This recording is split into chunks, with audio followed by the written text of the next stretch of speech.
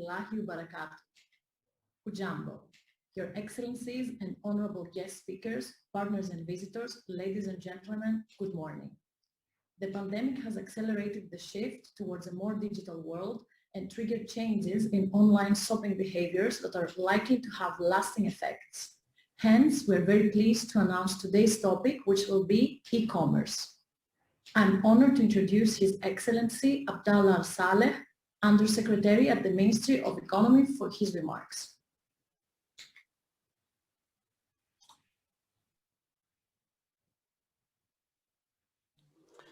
Excellencies, distinguished guests, ladies and gentlemen, good morning. I am pleased to join you all at this event, Dubai Week in Africa, and share with you the UAE's achievements in the field of e-commerce and digital economy. Understanding the dynamics of digital economy has become non-negotiable today. As you all know, most people prefer to buy things through the internet and assistive technologies these days, and the pandemic has only fueled this trend. The case is not any different in the UAE. In fact, the UAE is the most developed e-commerce market in the MENA region, with penetration rate of 4.2%. The country's retailers have remained most keen to drive digital transformation within the sector through the adoption of new shopping platforms and by incorporating unique digital experiences in their business models. Such solutions enable the consumers to buy for their purchases during their mobile phone, digital wallets, and other digital payment options that are flexible and even contactless. So what are the factors that enable the UAE's retail sectors to excel in this field of e-commerce? An advanced logistic infrastructure, the availability of bank accounts, support for digital payments, and government policies that support innovation and entrepreneurship activities have all contributed to driving the growth of e-commerce in the UAE. Ladies and gentlemen, artificial intelligence, digital economy, and remote work applications are three interrelated, high priority areas in the future plans of the UAE government. Digital economy is defined as the extensive use of information technology in all aspects of the economy, characterized by constant innovation and intelligence. Apart from economic activities, it includes government services based on the use of advanced technology, especially in the areas of e-commerce, digital currencies, financial platforms, digitization of assets, communication service networks, digital products, software technologies, and cloud computing. The transformation towards a digital economy is a goal that the UAE is actively pursuing. It was our digital preparedness that enabled the UAE to smoothly transition to remote work and learning system when the pandemic struck. Currently, the country accounts for 18% of the size of digital economy in the Gulf countries. The field contributed 4.3% of the UAE's GDP in 2019. Ladies and gentlemen, no doubt digital economy has proven its efficiency and the world's dependence on it during the current pandemic. It has a big role in organizing the movement of supply chains locally and internationally, efficiently and effectively. The main importance of digital economy lies within its capacity to create job opportunities and help increase investment possibilities. It is also expected to bring in significant contributions aimed at ensuring economic diversification and achieving sustainable development, consolidating the UAE's leading position in all international competitiveness indices. Therefore, it will have an enhanced role in our plans to develop the country's government work system for the post-COVID phase. I would like to thank you all for participating in this wonderful gathering, and also I would like to thank the organizer, Mr. Walid, and his team for their excellent efforts to connect government and private sector entities together with their counterparts from Africa and creating new opportunities for both sides. Have a wonderful and productive day. Thank you.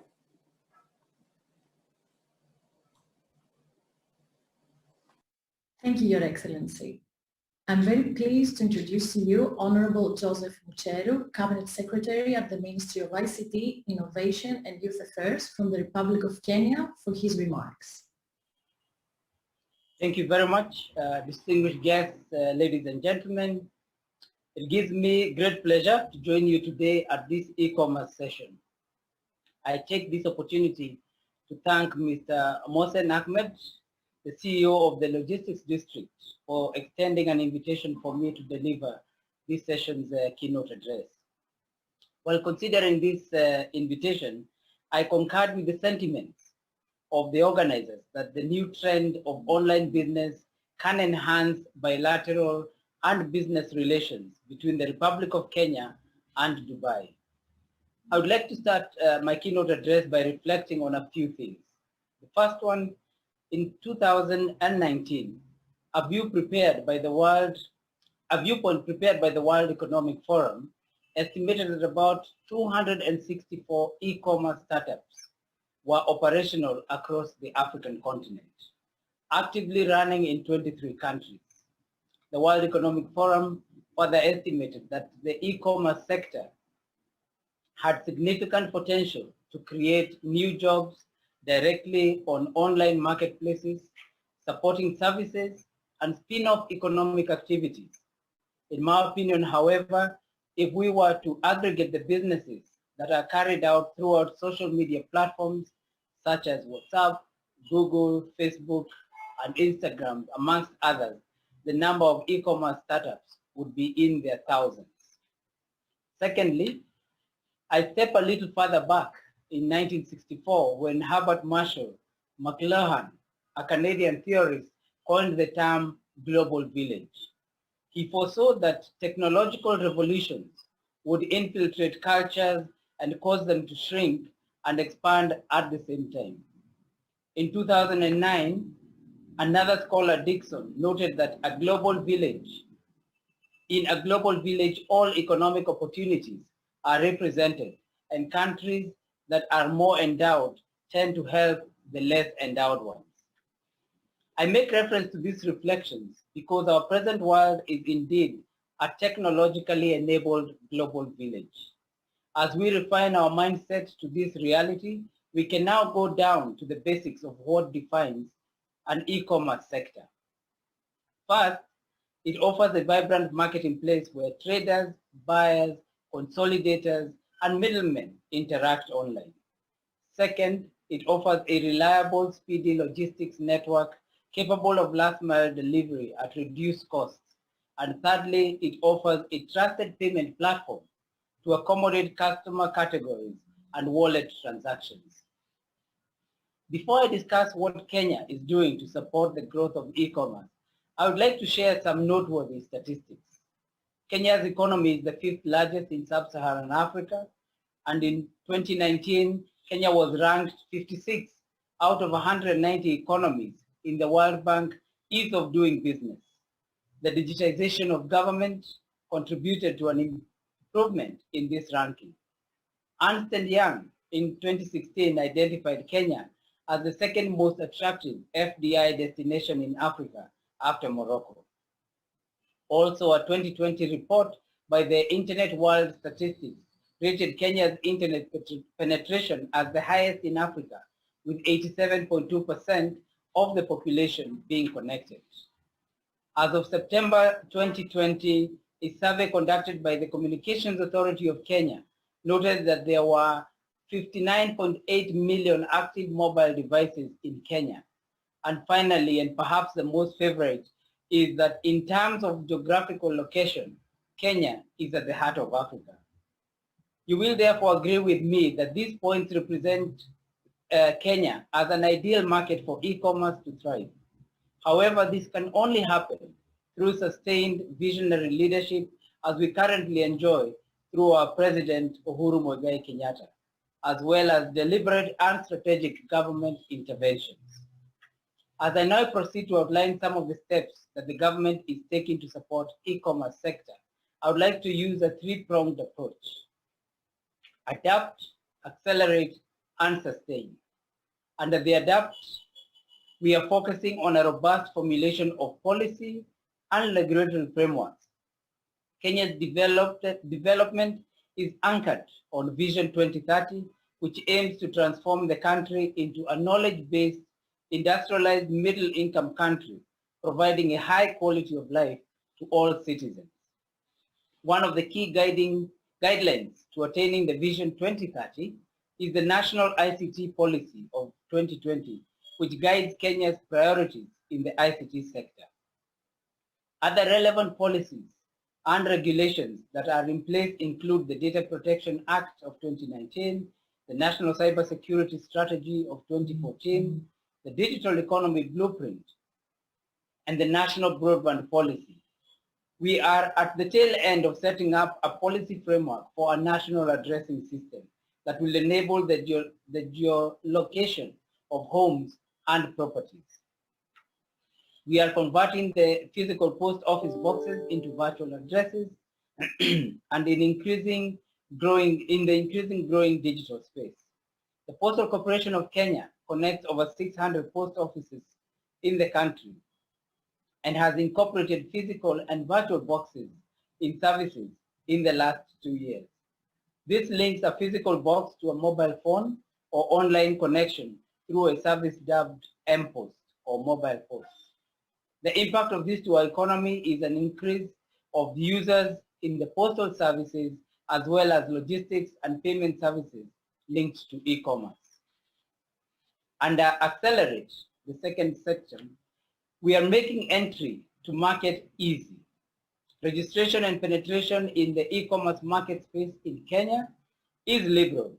This has made it possible for African and global brands like Jumia, eBay, Amazon, Alibaba, amongst others, to gain market share. Closer home, our largest mobile service provider, Safaricom, is successfully running the Masoko e-commerce platform.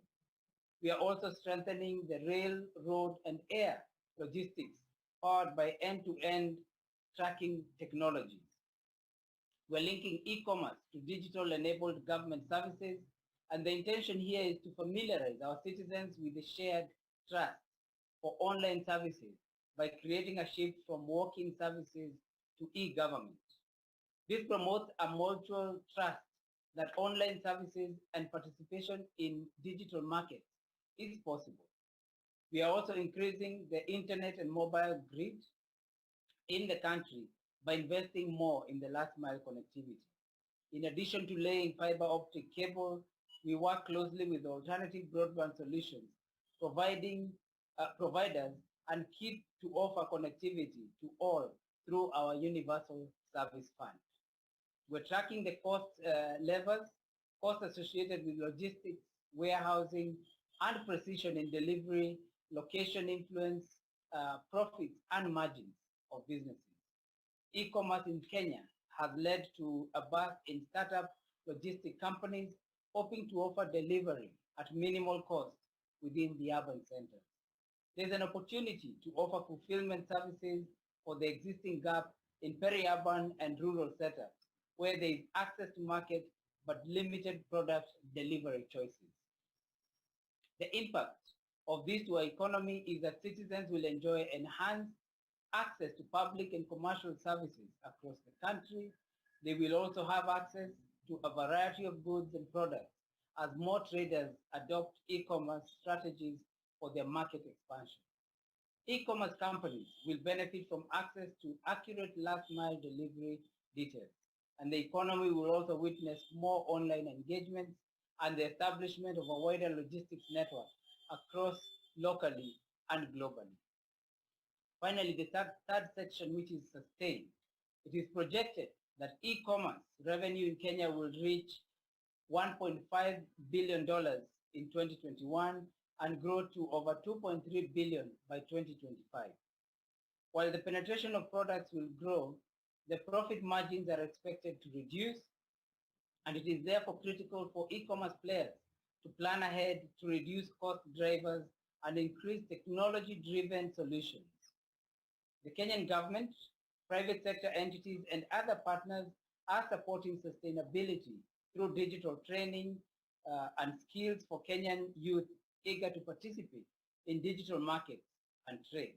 And this is done through what we call the Ajira Digital Program, Ajira meaning work, on the digital skilling and access to online jobs, markets in partnership with the MasterCard Foundation, Immobilis, and the Kenya Private Sector Alliance.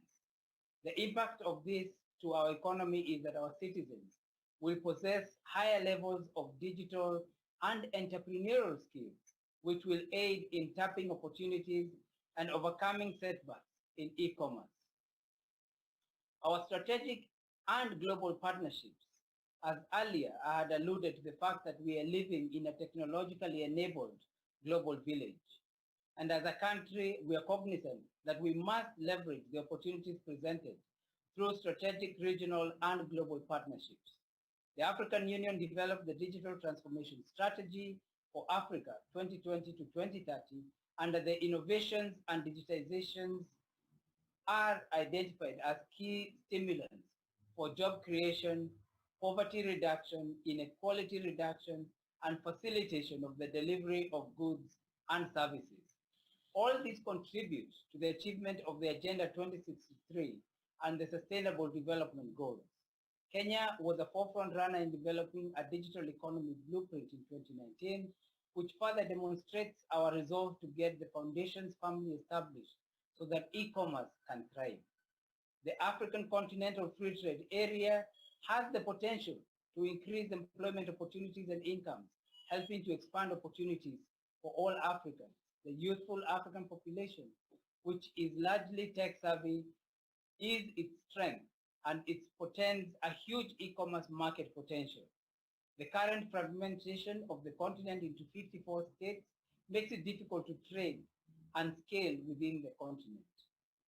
Finally, the Smart Africa Alliance, with the current membership of over 30 African countries and growing, is championed by the African heads of state and government and aims at accelerating sustainable socio-economic development on the continent, ushering Africa into a knowledge economy through affordable access to broadband and usage of ICT. Through this initiative, there are calls to adopt a one network area that will dissolve mobile roaming charges across membership countries, thus enhancing cross-border communications, trade, transactions, and it will also open up the markets and allow countries to leverage from the economies of scale. And beyond the African continent, we welcome strategic alliances from any jurisdiction that shares in our common dream and vision to transform the lives of our current and future generations. It is prudent to mention that Kenya is already in close discussions with the Dubai Multi-Commodity Center in pursuit of a strategic partnership and trade linkages between the free zones of Dubai and the special economic zones in Kenya. I would like to end my address at this point by thanking the organizers of this forum, and I look forward to benefiting further from the panel discussions. Thank you all. Asanteni sana.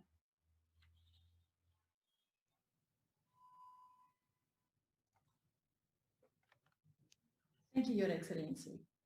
It is with immense pleasure that I introduce our next keynote speaker, Mr. Mohsen Ahmed, Chief Executive Officer of the Logistics District at Dubai South, for his speech. Good morning, everybody. Thank you, Honorable Joseph Mocher, Cabinet Secretary, His Excellency Mr. Abdullah Al-Saleh, our Undersecretary of Ministry of Economy, and distinguished guests, the officials, and of course, the experts from both UAE and Kenya in the business. It's a great pleasure to be here. I think to be part of this sort of speech, the 3-day, and I would like to thank the sort of UAE Trade and Dubai Consultancy for pulling such an amazing event for us to be here today. I think one of the sort of in recent times, we have forced us to assess the rate of technology adaptation and our readiness to deal with unforeseen disruptions and challenges. COVID-19, I think, put us into this challenge. Businesses were also affected. The industry was struggling to keep up. Sectors like e-commerce have witnessed an accelerating adoption across industries and countries. As has become evident, e-commerce will continue upon its path of changing the way business is conducted, further replacing traditional intermediary functions, and inject new products and markets into the economy, thereby creating a stronger consumer brand relationship. The UAE holds a very pivotal position on the sort of a global trade map. It has a very strong logistics capabilities, coupled with the support of the future-focused government directives, contributed to the growth of this sector. I mean, it's worth mentioning here that in just before the pandemic of 2019 September, His Highness Sheikh Hamdan bin Mohammed bin Rashid, the Crown Prince of Dubai, announced Dubai's e-commerce strategy. It just shows that how this has been embedded in the sort of the future plan of Dubai. The e-commerce market has gained a momentum, with customers today being able to get their hands on a vast ranges of consumer goods and services, all via tap, click, or swipe on their devices. In the immediate future, we will see an uptick in demand for this model and startups. His Honor mentioned that we have over 600 startups already in Africa. We have realized this innovation and will integrate it into their business lifeline. This brings me to a key point. I think both my honorable guests mentioned earlier that innovation, digital economy, the future is the sort of the future of trade. Certainly, innovation can manifest itself in many ways, but will not only scale in level without a proper infrastructure and, of course, government policies and partnerships with others. Seamless connectivity, regulatory framework, and facilitated logistics have placed the country at the forefront of the regional and global e-commerce industry. As we noted, the presence of many of the leading global and regional market movers, as well as the new and emerging ones in the Emirates, the creation of a hub for the sector to support its growth throughout proper infrastructures and customized business solution was the most logical step for us to launch Easy Dubai at Dubai South, which was launched in January 2019.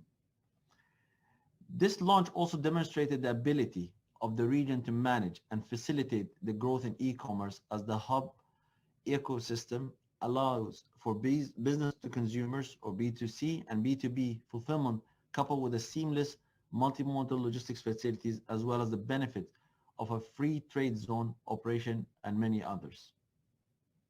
I think what's important here is to point out that our position here in UAE has always been to facilitate trade.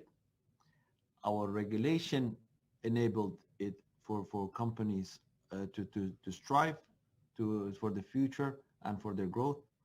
And I think having a forum that we have today, and we've been honored to all of us to sit around, is to share our thoughts on how our two great countries who have the same vision of digitalizing economy, of sort of increasing the trade, how do we build the bridges together?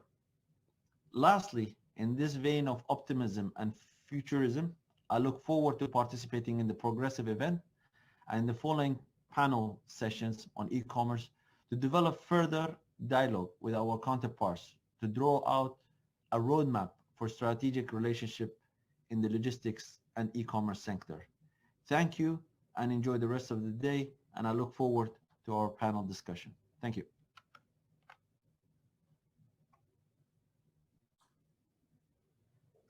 Thank you, Mr. Ahmed. Our panel discussion today will be about capturing cross-border momentum through e-commerce. May I call today's moderator, Ms. Abigail, CEO and founder of Amari Consulting Limited, to introduce our guest panelists and begin the session. Thank you very much, and big thank you to our Cabinet Secretary and the Minister Dubai in highlighting what both countries are doing to facilitate trade between the two countries. A very good foundation that has been set there. So we look forward to a very engaging session during the panel. I'll make a small introduction in regards to what we'll be covering in the panel. So this panel looks at how to capture cross-border momentum through e-commerce. So specifically, how do we then build the bridge between Kenya and Dubai using e-commerce? So the COVID-19 pandemic has made it clear that e-commerce can be an important tool or solution for traders and consumers. E-commerce can also support small businesses specifically, and by making economies more competitive, be an economic driver for both domestic growth and international trade. The pandemic highlighted several vulnerabilities across the world and the importance of digital technologies in addressing these vulnerabilities. The resulting experiences and lessons are relevant to various discussions globally, including this specific discussion on electronic commerce, which could benefit from looking at greater global cooperation to facilitate the cross-border movement of goods and services, narrow the digital divide, because we know that this shift is also introducing a digital divide, and level the playing field for micro, small, and medium-sized enterprises. So in 2019, Kenya imports mainly petroleum products, electronics, and clothes from UAE amounted to 1.63 billion, and exports, which were mainly tea, coffee, vegetables, and fruits, amounted to $379.29. This is according to the United Nations Home Trade Database on international trade. So there is a lot of trade already happening, of course, between Dubai and Kenya. This panel will examine the existing trade opportunities in the UAE for Kenyan companies and how they can leverage e-commerce to access the UAE market, both for imports and for exports. And the panel will also highlight the public and private initiatives being undertaken in both countries to set a strong foundation for e-commerce as a facilitator for bilateral trade between the two countries. I know that there are many Kenyan companies and Dubai companies that have logged onto this session today, and they will be looking to hear what are some of the ready available opportunities that they can take advantage of. I'll take this chance to introduce our panelists. Mr. Mohsen Ahmad, who's already made his introductory remarks. He's the Chief Executive Officer of the Logistics District, Dubai South. Mr. Mesha Kipturgo, Managing Director, Siginon Group. Mr. Mahmoud Al-Bastaki, Chief Operating Officer, DT World, and Mr. David Ngoge, who is the CEO of Paytree Group on the online marketplace, Mzizi.com. So I think we'll get right into the discussions and take more time there. And I will start by directing this question to Mahmoud. And why the focus on cross-border trade? Let's take this chance to highlight the importance of cross-border trade and of e-commerce and the convergence of the two in trade facilitation. Why are we focusing on cross-border? Why is this conversation relevant at this particular time? And why e-commerce, and what is the convergence between the two? Mahmoud? Thank you. Thank you, Abigail, and it's my pleasure to be here, and I'm very glad that this opportunity has been given to all of us to share with our brothers and sisters in Kenya, and it's a great time, and it's the right moment. As you mentioned in your introduction, this pandemic has give us all a wake-up call that it's the time to work together more than ever than before. And these initiatives will enhance the trade and will bring goodness to both parties. So to answer your questions, I would summarize that there are 3 words that I want to summarize. 1, speed, selection, and price. Let's start with the speed. There is nothing more sacred to a country than its borders. This is for good reasons that we all understand very well. However, in the age of global trade and digitization, the complexity of crossing borders is measured in time, delays, hassle. It can make or break the value of the shipment. So the faster goods gets cleared, reaches the shelf of the buyer, the better the trade is. Second point is about selection. In trade, traders having selection of different brands, different sellers, that gives him a competitive advantage over any other business. So the world market is more accessible than ever, as long as there are systems and infrastructures to support access. For Kenya and its neighbors, these choices are more limited, and the world also struggles to access quality goods originating from Kenya. It's a two-way challenge, and the limits on selection make everything more expensive. For the people of Kenya, its enterprises and hard-working entrepreneurs. Now let's talk about price. Yes, we all know that time is money, so border delays can become very expensive.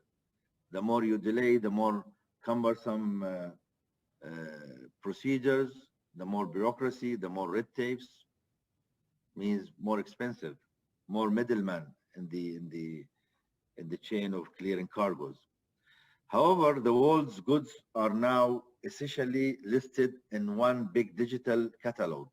This means global competition has never been more important, and the ability to compete never more challenging and more expensive. For these 3 reasons that I mentioned, speed, selection, and price, we created DWIA.com. And I spell Dubai is different than the city of Dubai. It has a 2 connotation. It's D-U-B-U-Y, D-U-B-U-Y.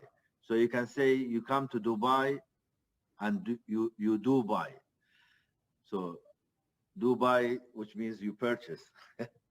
So that we are twisting the word, but that's a very appealing brand name that we took, and it has already got a lot of acceptance in the market. We will be launching it officially in the next couple of weeks. We are in the pilot stage. So Dubai.com, it's a B2B e-commerce. Our target is Africa. Our target is East Africa to start with. So the Kenyan and the neighboring countries of Kenyans will get the advantage of this. They will be the first movers. So that's something that we are offering to the Kenya. So Dubai.com is designed specifically to help customers compete more effectively on speed, selection, and price. Dubai.com also is a tool for government and industry sectors to meet together both online and offline to make better, smarter, faster, and more affordable deals. Dubai.com combines 3 essential ingredients to global business. 1 is product selection. So there will be a variety of selections from well-known producers and manufacturers that people can buy and the companies can purchase. Second, trusted payment settlement. So this is, you are dealing with DP World. We are known for our code of ethics and of professionalism. We will not delay vendors' payment when it comes to payment for the goods. And there is the third one is click to receipt. This is a term that is used that things go fast from end to end. From the time you place an order on a cart on an e-commerce till the time you receive the goods. So this is the true door-to-door, which we call it click-to-receipt supply chain solution. All of these three big features that are fully integrated in the Dubai.com customer experience. So why does this matter for Kenya? Intra-African exports less than 17% of total exports, very low compared with the rest of the world. Europe is 68.1%, Asia is 59.4%. Kenya will become more competitive by improving its trade penetration in key markets, enhancing its position as a regional trade consolidator. So Dubai is the hub in that region. Kenya can be the true hub, the true logistics corridor connecting Africa with Asia.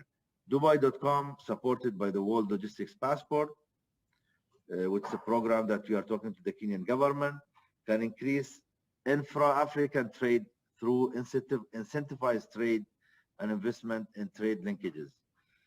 Through the online marketplace of Dubai.com, powered by DP World, businesses will be able to expand into and reach new markets. So that's the whole idea. We open for you new market without the need for the heavy investment themselves.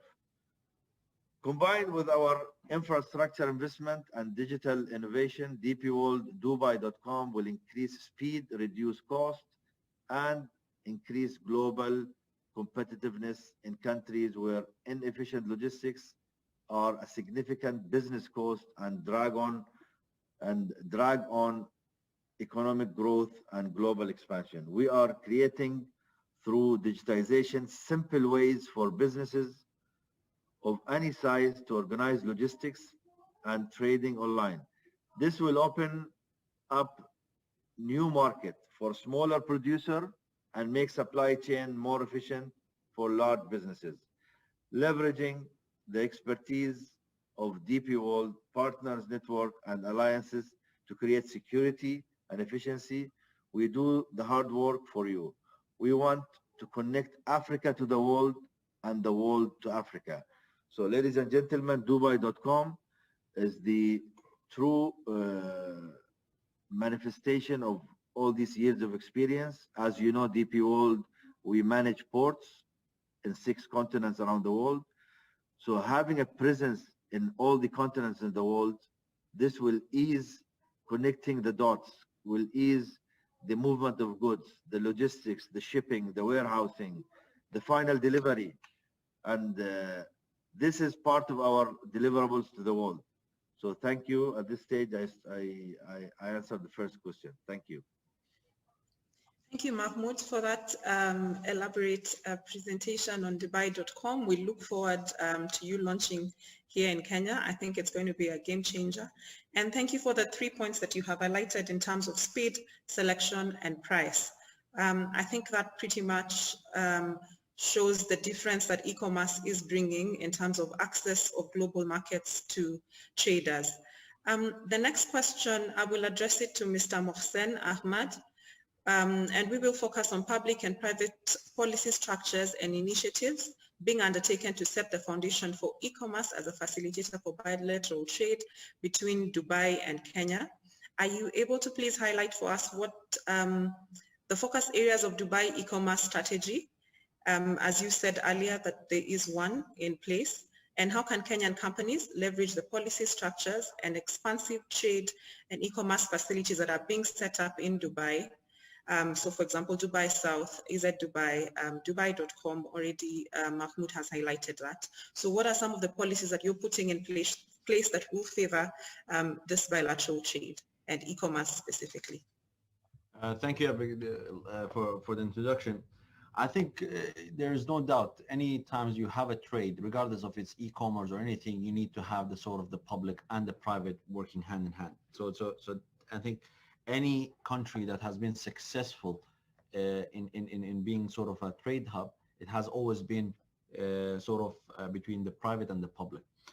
Now, there is no doubt that's what I think both our governments have done that very successfully. And I think it's not us as me speaking, but I think where we have positioned between what Kenya is in Africa and what UAE is in terms of a hub in this part of the world. Now, going back to specifically to e-commerce, e-commerce itself is a newcomer to the sort of the trade economy. Okay, maybe not as in terms of the age. It's been for almost like 20 years since some of these bigger players like the Amazons are in the market. But itself, comparing it to the trade history, it is quite new. Now, but with that, there are a lot of countries who don't have the policies, who don't have the strategy, who don't have the outlook to take it up there. And that's what we did in Dubai. In sort of the September 2019, this was a launch. And what that looked at is, okay, what are the challenges? What are the sort of the bottlenecks? What are the regulations that basically puts a constraint on e-commerce trade? Mahmoud mentioned about the sort of the speed. One of those areas, customs is traditionally designed for bulk shipments when it comes to cross-border trade. Today, we are talking about cross-border trade of something as simple as maybe a USB, that needs to go cross-border. Somebody places an order. That's the reality we're living in. The shipment sizes are becoming smaller. The frequency of them are increasing. Now, taking that into context, how are the governments ready? Today, if a customs or any regulatory body has a policy for a full container, a 40-foot, that might be valued at about 30 or 40 or maybe $100,000 for the value of it, if you go through the normal customs process, the documentation and all this, it's worth it. But when it comes to e-commerce, when it's a small packages, customs authorities now need to relook at, reinvent, or sort of have it a completely different. So that we have tackled the customs side of it. Then it comes to the regulatory bodies. There are regulatory bodies who, when it comes to technology, we had the honorable cabinet secretary who's in charge of the ICT in Kenya. I'm sure when mobile phones go into Kenya, there are some ministries or some regulatory bodies that put a restriction. Now they put standards, but when it comes to e-commerce, if a guy is buying it off from Amazon UK or from Flipkart in India or from Noon in UAE, and it comes down to sort of a doorstep of a person in Kenya, how does it go through the regulatory? Did they have to wait for a few days, or can it go smoothly when it comes to these? I might be speaking of a very simplistic example, but I think when you look at it from a greater context, and when you look at what the pain points some of the traders go through, it's worth looking at it, living the steps of it, and building that relationship, see what does the private sector require, and what is the governments can do to enhance the business. I'm quite happy to see what Mahmoud announced on Dubai.com and enabling the B2B side of it, because that's also builds a much needed sector, and I think that's where a lot of the growth will be. We always talk about B2C e-commerce, but I think B2B will be sort of the next future, and my hats off to the guys in DP World for launching such a great initiative. Thank you, Mohsen. And the issues of customs and logistics have come up, and we know that is one of the biggest challenges that most enterprises face. So let me move to Mr. Mesha Kipturgo, MD Siginon. Now that you are in the logistics sector, how can Kenyan companies navigate the complexities of cross-border logistics, and how is technology aiding in solving these challenges? Being in that space, when typically paint out the picture of a normal Kenyan company trying to ship their goods across the border, how can technology ease that process for them, and how can they navigate the complexities as well? And then if you could also just highlight what shipping solutions are.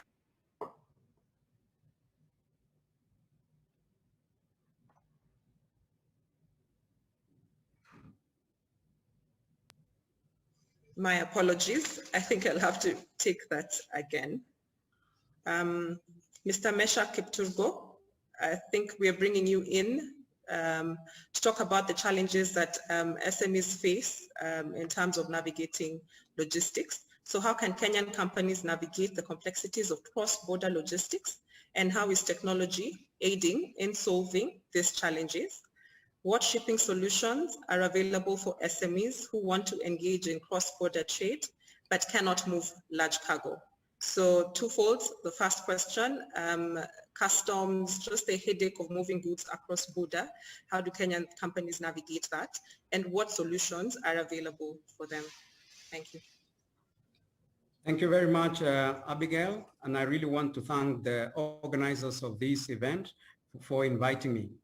I really want to appreciate the earlier speakers, especially our Cabinet Secretary, Joe Musheru. Your speech was excellent. I want to also thank His Excellency Abdullah for your speech. So going straight to this question that you've asked me, I think traditionally, like Muxen has talked about, customs, especially in Kenya and in East Africa, are focusing more on revenue collection instead of trade facilitation. So if you look at, if you are importing, let's say, a big container or a huge shipment from Dubai or anywhere in the world, you will see that already customs have frameworks to enable you to move the cargo quickly into Mombasa, for example, ICD, Nairobi, clearance, and it goes very smoothly. But if a young person is importing a shipment worth $200, the same importer will be subjected to the same regime like a huge shipment. And so I agree with Muxin that we really need to look at how do we facilitate e-commerce in Kenya and in East Africa. And one solution that I would propose immediately is, for example, any shipment that is below $200, do not charge any taxes on that shipment. If a young person who is in university, who has just finished university, and they want to go into, they have an online shop, and they're importing from China or Dubai or anywhere else, and they are bringing shipments worth $200, can we look at a way of ensuring that that cargo comes duty-free? I think that will go a long way in really facilitating trade and enabling the young people to be able to play in this e-commerce space. Now, we're looking at cross-border challenges, and I think we need to look at, let's say, international cross-border and also cross-border between Kenya and, let's say, the East Africa countries. And there are many, and already some earlier speakers have talked about. So we've talked about regulatory, customs regulations. We need them to be more trade facilitators as opposed to really just focusing on revenue collection. Yes, focus on revenue collection, but also do the other part, which is trade facilitation. We've also looked at the quality of infrastructure. So if you want to move a shipment, for example, in Kenya, you have imported it, it has arrived in Kenya, you want to take it to, let's say, Rwanda. You pass through Malaba border, and the quality of the infrastructure around Malaba border needs improvement because there is no marshalling yard, and you have, because of COVID during this period, there is huge traffic jams, and these traffic jams, some of the trucks are ending up parking on the roadsides and so on. So with little investment in terms of really getting marshalling yards around the border points, we should be able to really facilitate trade and move the cargo quickly from Kenya to the rest of the countries. On Monday, I was in Amanga border, and the infrastructure at the border there, the one-stop border post there is excellent. There are one-stop border posts, there are warehouses, there is parking yard, and really movement in and out into Kenya and Tanzania is quite good. And talking about the quality of the infrastructure, if you look at the road, for example, from Mombasa to Uganda, it's not a dual carriage, it's a single carriageway. And so currently today, the transporters moving cargo from Mombasa, let's say to Uganda, are achieving something like 7,500 kilometers per truck per month. Globally, it's supposed to be double that. It's supposed to be 15,000. So yes, a lot of infrastructure investments have been done, especially in Kenya with the SGR, which has now moved to Naivasha. But more needs to be done to enable efficiency to kick in. One other challenge which I'll quickly mention is axle loads limits. You find that the weighbridges are not calibrated. So you're complying in one weighbridge. When you reach the next one, let's say in Mariakani, you're complying. When you reach Gilgil, it's not complying because maybe the weighbridge itself is not calibrated. So things like this really needs to be, the weighbridges needs to be calibrated so that we are able to really move cargo quickly. But now going to, let's say, an e-commerce small shipment going to across the borders. Yes, and I think this is the second question that you asked. Yeah, what can an SMEs do to move small shipments across the borders? And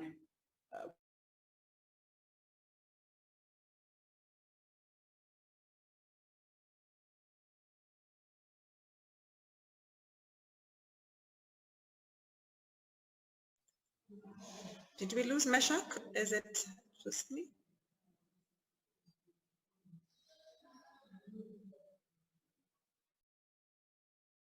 and go across the board. But we've also seen that there are some young people who are carrying... Sorry, my apologies, Meshach. We lost you for a bit there. Just backtrack a little bit to how the solutions for SMEs. Yes, sorry for that. So solution for SMEs, you asked me if there are shipping solutions to carry cargo, let's say from Mombasa to the region. And I said there are solutions like consolidation of cargo, where small shipments can be consolidated into one truck, and the one truck now is sealed and is taken across the border. And that seems to be working quite well. I also said the small companies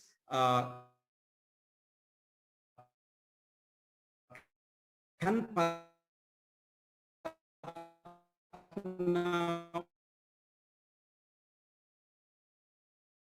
with move cargoes. People, especially now, are actually physically carrying their cargo through the buses and almost like an onboard courier to the other countries. And so if we were to address some of the challenges that I mentioned earlier, like removing duty on the small shipments, then the young people could quickly move this cargo using the buses on the road and going across the borders. Abigail, I think I have answered most of the questions. Thank you, Meshach. Very, very good insights there, and I'm glad our Cabinet Secretary is here. As Amari Consulting, we work with SMEs, and the issue of de minimis value keeps coming up all the time. So I feel my view as well is that if we can address the issues of de minimis value, and we know that most of the enterprises in Kenya are actually SMEs. So if we can address the issue of de minimis value, if this could probably be specifically targeted to e-commerce transactions, and the issue of cargo consolidation, because we do have negotiations with logistic companies, for example, on behalf of these SMEs, to just try and see someone is set up this, their company, they're trying to, for example, export certain containers of shea butter that is being produced here locally, but they are not able to fill a container. So that becomes a challenge for them. So if some of the logistics companies as well can look at consolidation options for the small businesses, then I think this would go a long way. Thank you very much. And at this point, I'd like to bring in David Ngugi, Davy is the CEO of Paytree Group. Their online marketplace platform is mzizi.com. And the beauty of Paytree and the solution that they are bringing into the Kenyan market is that they have a marketplace which integrates into a payment solutions and as well as a logistics. So when you plug in to their system, what happens is that you're able to sell online and they handle your payments and your logistics. So I think it's a groundbreaking solution that they have, which I gladly recommend to most of our SMEs, honestly, because it works, because sometimes you want to go onto one place that is simple end-to-end solution. And because they have about 3,100 merchants on their platform and they have worked one-on-one with SMEs, I'd like to give them the chance to highlight the adoption of e-commerce by Kenyan enterprises, what that journey has been for them, and what are some of the emerging digital innovations that are boosting both domestic and cross-border trade, and specifically focus on online marketplaces, digital payment solutions, and e-commerce logistics services for SMEs. Davy. Right, thank you, Abigail, for the invitation. I'd like to recognize the distinguished guests, His Excellency Joe and Abdullah, and the rest of the guests. First of all, I would like to take a look into the typical journey that an SME would take when it comes to the sale of goods and also the entire process for them to be able to sell online. So one of the things that typically happens is an SME would first get a storefront from which they're able then to sell or make available their goods to potential buyers, whether this is on a B2B scale or a B2C. And from there, the next question comes in is how do you pay for the goods? And finally, how do the goods get to the buyer of the goods? So typically, when it comes to cross-border e-commerce, there are a number of challenges, as has been quite elaborately presented by the previous speakers. That comes with logistics, customs, how payments are made, because you find customers have different preferences and different methods of making payments. You have taxes, and you also have the issues of fraud. So at our company Paytree, some of the things that we focus on are how are you able to get this small business, because you find that for most small businesses, when it comes to their capacity both to produce and to export goods, it's quite limited by their small sizes. However, these businesses are able to create a huge demand for their goods. So one of the ways that we're able to do that is by creating an awareness through the technology tools that are available, whether it be it search engines, whether it be it typical social media platforms, which enable them to create visibility for what they're selling. And by working with potential partners, people like Mahmoud through Dubai and other stakeholders, it would be very easy for these small businesses, the SMEs, to be able to gain visibility into new markets. You find that some of our SMEs have customers, for example, in countries like Dubai, and you find a typical order size would be just a small carton. And like Mohsen alluded to earlier, logistics has typically been structured for bulk. It doesn't favor so much how a small business is able to do logistics. So like Mr. Meshek was saying, when it comes to the clearance process and the customs regime, it becomes very hard for this business to be able to go through the entire process of getting the clearance done. But through our company Paytree, we're able to help streamline this process for them by working with the larger stakeholders and through aggregation. So we're able to bring together multiple orders from the small businesses, and we're able to help them ship them out to different countries. So the other item becomes the payments. You find that in a country like Kenya, the dominant payment methods would be mobile money and cards. So you find that maybe if they need to, say, make a purchase, because sometimes they will require to buy items from other countries, you find that the way that they are accustomed to making a purchase also comes into play, because most of them may not have a previous interaction with the existing payment providers within the country. I remember earlier on one of merchants saying that they had been trying to make purchases from merchants in Dubai, and their biggest challenge was, unless they did it through credit card, of which they didn't feel comfortable, they would have to send someone over to the country, you know, like someone who was traveling, to buy the items for them and bring them back. So by simplifying, or rather by streamlining the process of payments, that would be one of the ways that we are able to make a tremendous improvement into how the e-commerce is able to grow and scale, especially for the small businesses. Typically, they get overlooked because of their small purchase sizes, but when you aggregate the kind of orders that they make, then small businesses have a very big stake into how global e-commerce is done.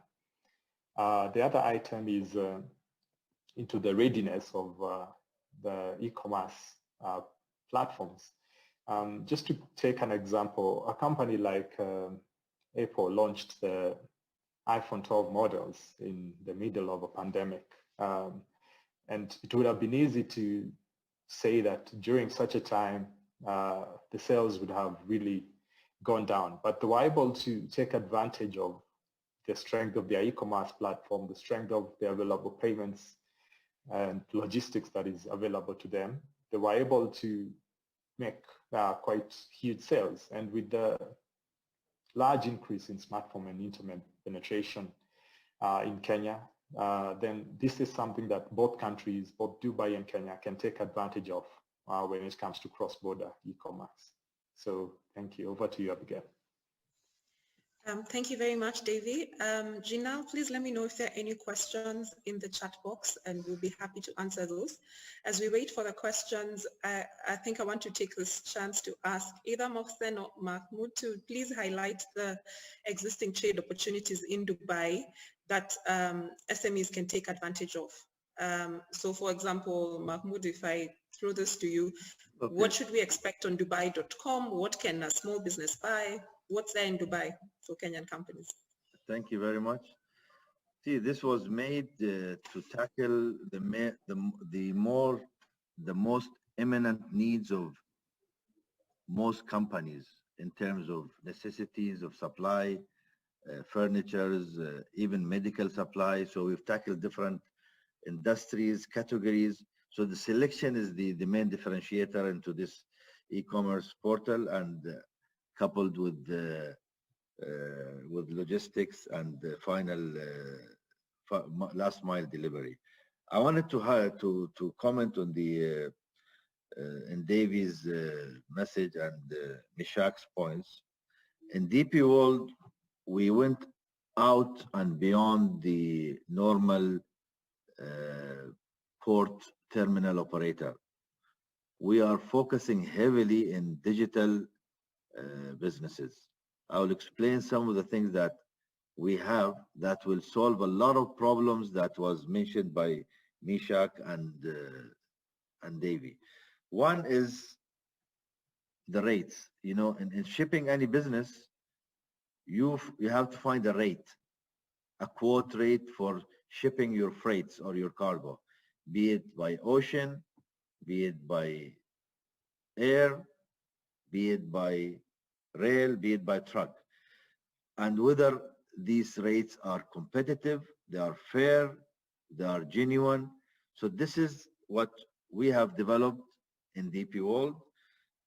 It's a freight rate solution, a digital solution that will plug it into our Dubai.com in the next phase, where a customer, after he buys online, he can have the freedom to choose which mode of transportation he wants to ship, which he wants to ship it faster, he will pay more. He wants to ship it slower, he will pay less.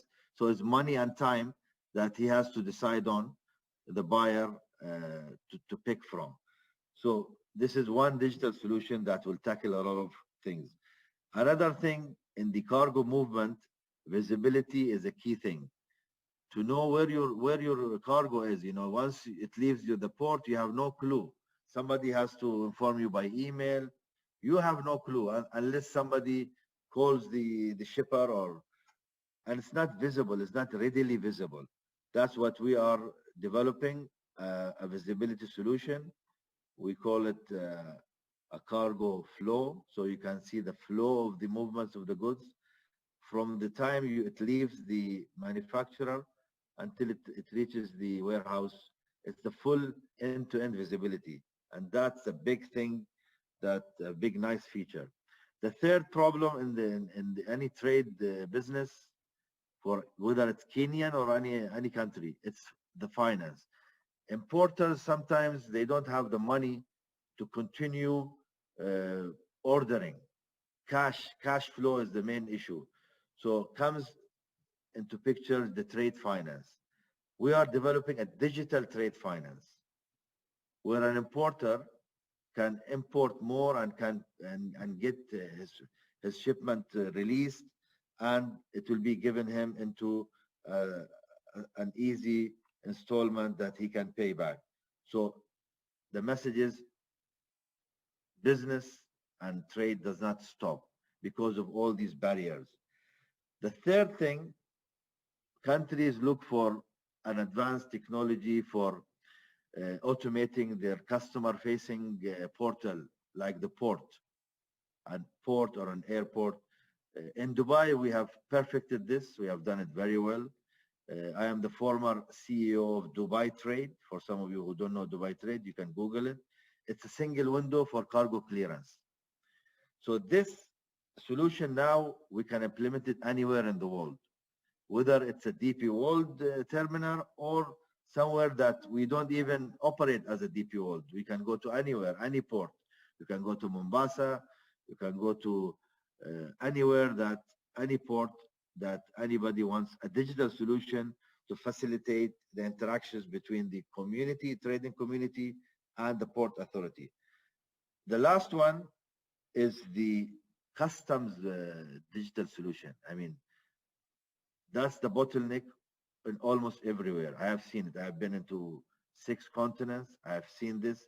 Customs is always the most difficult entity most traders face with, whether it's the process, whether it's they play the role of not trade facilitator, they play more of a policeman.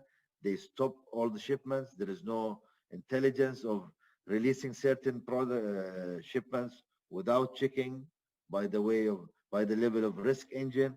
So all these digital machine learning that will ease the approval of moving the cargo. This is also, you'll tell me, your DP World, what you have to do with customs. We have customs solution for countries. So this is for sovereign rights of countries who wants to automate their revenue and customs solution. We have a solution. It can be deployed anywhere.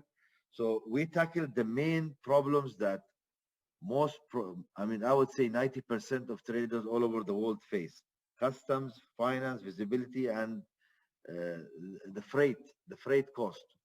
How can I get a genuine, trustworthy, legitimate trade cost? So to answer your questions, Abigail, Dubai is opening its arms to Kenyan companies. Come, and you will have many opportunities. And for this Dubai.com, even you don't need to travel. We will facilitate all the needs of those companies that required to meet their needs of products, and we will take care of the payment, the shipment, and it should be trustworthy. We'll tackle the selection problem, the speed, and the price. So that's our gift and our welcoming message to the Kenyan companies, that Dubai is for you, and you can. Even we will be putting automobiles for people to buy used cars, which is a big thing for that has been going. So we will add a lot of value add goods that the Kenyan companies or the Kenyan people really need. And this will be gradually growing in the next 10 years. Thank you very much. Thank you, Mahmoud. There's a question, I think, referring to Dubai.com that's asking, when will you start and what country in East Africa will you operate in? I know there's a signed MOU with Rwanda. When do you think you will make your debut in Kenya? Sure. Thank you very much for the questions. Yes, we have signed with the Rwandan Development Board, which is the promotion agency, and they have a very important role of inviting the exporters, of Rwandan to the rest of the world. So for us, the focus, as I said, is Africa. The bigger focus is East Africa. So it will be Rwanda, Kenya, Burundi, and DRC to begin with, just the first initial phase of the project. Then we're gonna, e-commerce, you can't stop. If somebody is sitting in Japan and ordering from this, I can't tell him I cannot ship to you. So we have to find a way of shipping. But when I say we are starting with Rwanda, I'm talking about the logistics part of the shipment. So it will be a smooth way of integrating with the future is integrated with the customs, even for a person to see how much he has to pay the customs of Rwanda, of Kenya. That's the next step. So yes, the e-commerce, you are open to the world. So, but we will find and solve the problems related to the logistics of each place that we will call, which is Kenya, Rwanda, and Kenya is very near target for us, and we are very excited and actually, I've been to Kenya during the World Trade Organization, very much in Nairobi, very much impressed, and the dynamism, the openness to be actually the leader, in that area and export more to the world. Kenya has has a great future of exporting more to the future, to the other countries, to other untouched areas, untapped countries, which we will help in that and take you to the areas that you had difficulties reaching. That's the whole idea of an e-commerce, opening new market. Thank you. Thank you, Mahmoud. No doubt. Abigail, Yes. Can I ask what is holding them back from coming to Kenya?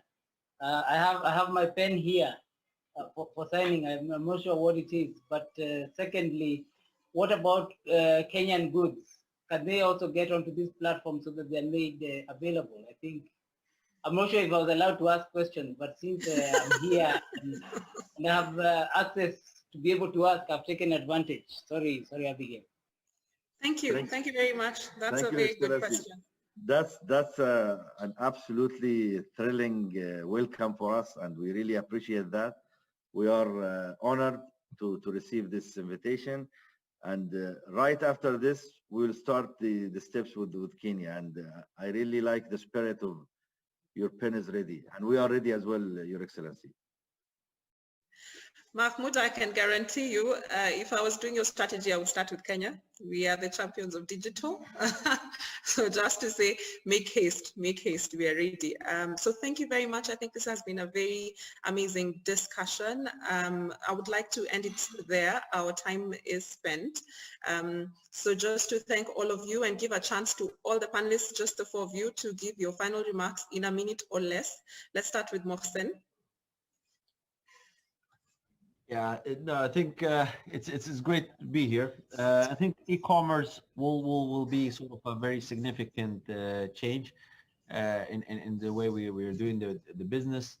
If you look at, I think you rightly mentioned, Kenya will be the right place. If you can see the growth, you're doing about 1.5 billion USD right now in e-commerce, expected to get to 2 billion by 2024. Which I think is going to probably get to that 2 billion a lot quicker than 2024, considering the pandemic. And what is great is there is that trade relationship Yes, I mean, the day one we hear that there's 80,000 Kenyans who call Dubai as a home, and they're here. And I think that's sort of just shows the strong relationship between the two countries. Now, when it comes to e-commerce, there's, I think, both countries could learn quite a lot. I've heard many creative solutions that some of the Kenyan companies have progressed. Similarly, I think when it comes to Dubai or UAE and Dubai in particular, there are also quite creative solutions, in particular when it comes to technology and the startups. It's a time maybe we start building that bridge. We connect the two countries a lot stronger than what it originally has been, very strong, but I think we just need to strengthen that. And enabling the sort of the businesses like Davy and Mishaka businesses, how do they go into sort of the cross-border? Now, I want a final note on sort of, you know, we've established this Easy Dubai simply was to create a platform for if there are businesses who want to come to Dubai, we can host them and we can legalize them and then enable them to be part of the Dubai. Similarly, what we have achieved successfully with some of the multinationals who are there. I think my colleague yesterday mentioned about the Dubai Global Connect. We will have another gentleman who's going to be talking about that. These are platforms that Dubai is creating in addition to Dubai. Is how do we want to facilitate the trade, and mainly focusing on SMEs. The big players will do their own thing, but I think this small SMEs and the micro SMEs, how do we develop them? Because there's a lot of value. Africa has a lot of SMEs and a lot of things that the world hasn't experienced. I think that's something that the world wants to experience, and the world wants to see the sort of African goods. You're known for your great avocados and I think Valentine was a great opportunity to smell the beautiful Kenyan roses, but I think there's more to it, and the more opportunities we provide to the businesses, I think the better we will be in going forward. Thank you. Thank you, Mohsen. Meshak, in less than a minute. Yeah, I'll take less than a minute. If you look at globally, DHL was the biggest global company for many, many years. But today, Amazon is the biggest logistics company. So it tells you if we focus on e-commerce as a country, then it's going to really create a lot of employment for this country. And the way to do it, M-Pesa, they received a lot of support from Central Bank, from Ministry of Finance.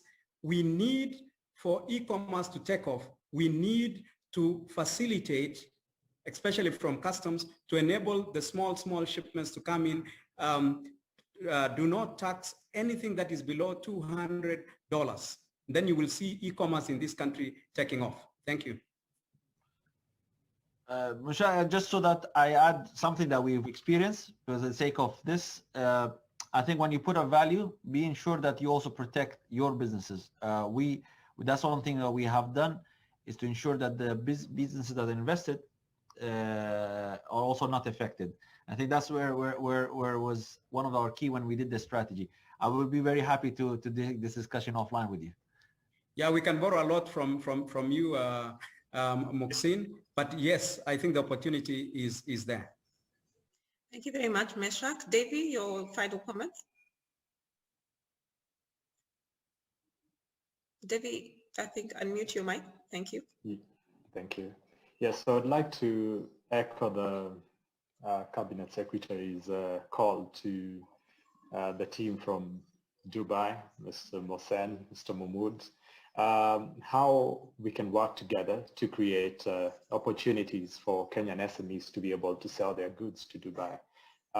This can be through partnerships where we're able to avail the different items and goods that are available from small businesses, from the micro businesses to the businesses in Dubai through the available platforms or through platforms that we can work together to create. So in conclusion, I think there's a lot of ways that we can work together to put synergies that can help grow the micro small businesses in Kenya. Thank you. a last comment or you're done? Yes, I would like first to thank you all. Great time. My last message is come to Dubai and Dubai. Come to Dubai and Dubai. Anyway, thank you, Mahmoud. My last comment will be to highlight project that we have launched with the Kenya Private Sector Alliance with Amari Consulting offering technical support, where in the first phase we hope to support about 2,000 SMEs to train them on e-commerce and to onboard them onto different marketplaces. I think this is a good platform to highlight some of the initiatives that are going on in partnerships with other trade implementers. So this we are rolling out with the support of Trademark East Africa. So we will be reaching out with the connections that we've made here today to see how we can plug into some of the initiatives that you're doing on your end as well. So thank you all very much for a very exciting discussion, very insightful, very thought-provoking, and we hope that this will not end here, that we will take this conversation forward, and hopefully next time, Walid, when the next Dubai in Africa happens, we will be looking at the progress that we have made and how we have followed up on the steps that we have discussed today. Thank you very much. I want to ask a question to Mahmoud, to Muhsin. Did you expect all this? You know, till now we have 800 people following us, and majority is from Africa. Is their expectation is met or not? You answered it yourself now, Walid. Huh? I think the question was whether their expectations have been made. I think this is a message to His Excellency when we started with both of them. I think I'm a big believer in Africa. I've been in Africa for 15 years. I consider myself one of the half African or 2/3 African. The potential is in Africa, with due respect to other countries. I don't want to say it's a virgin market, but it's really a very advanced market. But I think the good thing is we have government and semi-government sitting on the table and private sector sitting on the table. We need the push of the government to support the private sector to develop that. And I think some of these initiatives that came along is very good. Thank you very much from my side. And thank you, Mahmoud and Muhsin, and for sure His Excellency Ushaka and everybody for their support, and also Abigail for great management of the session. Shukran, ya Walid. Shukran. Thank you very much. See you all in the next session. Thank you. Thank you. Have a good day. Thank you very much. Thank you.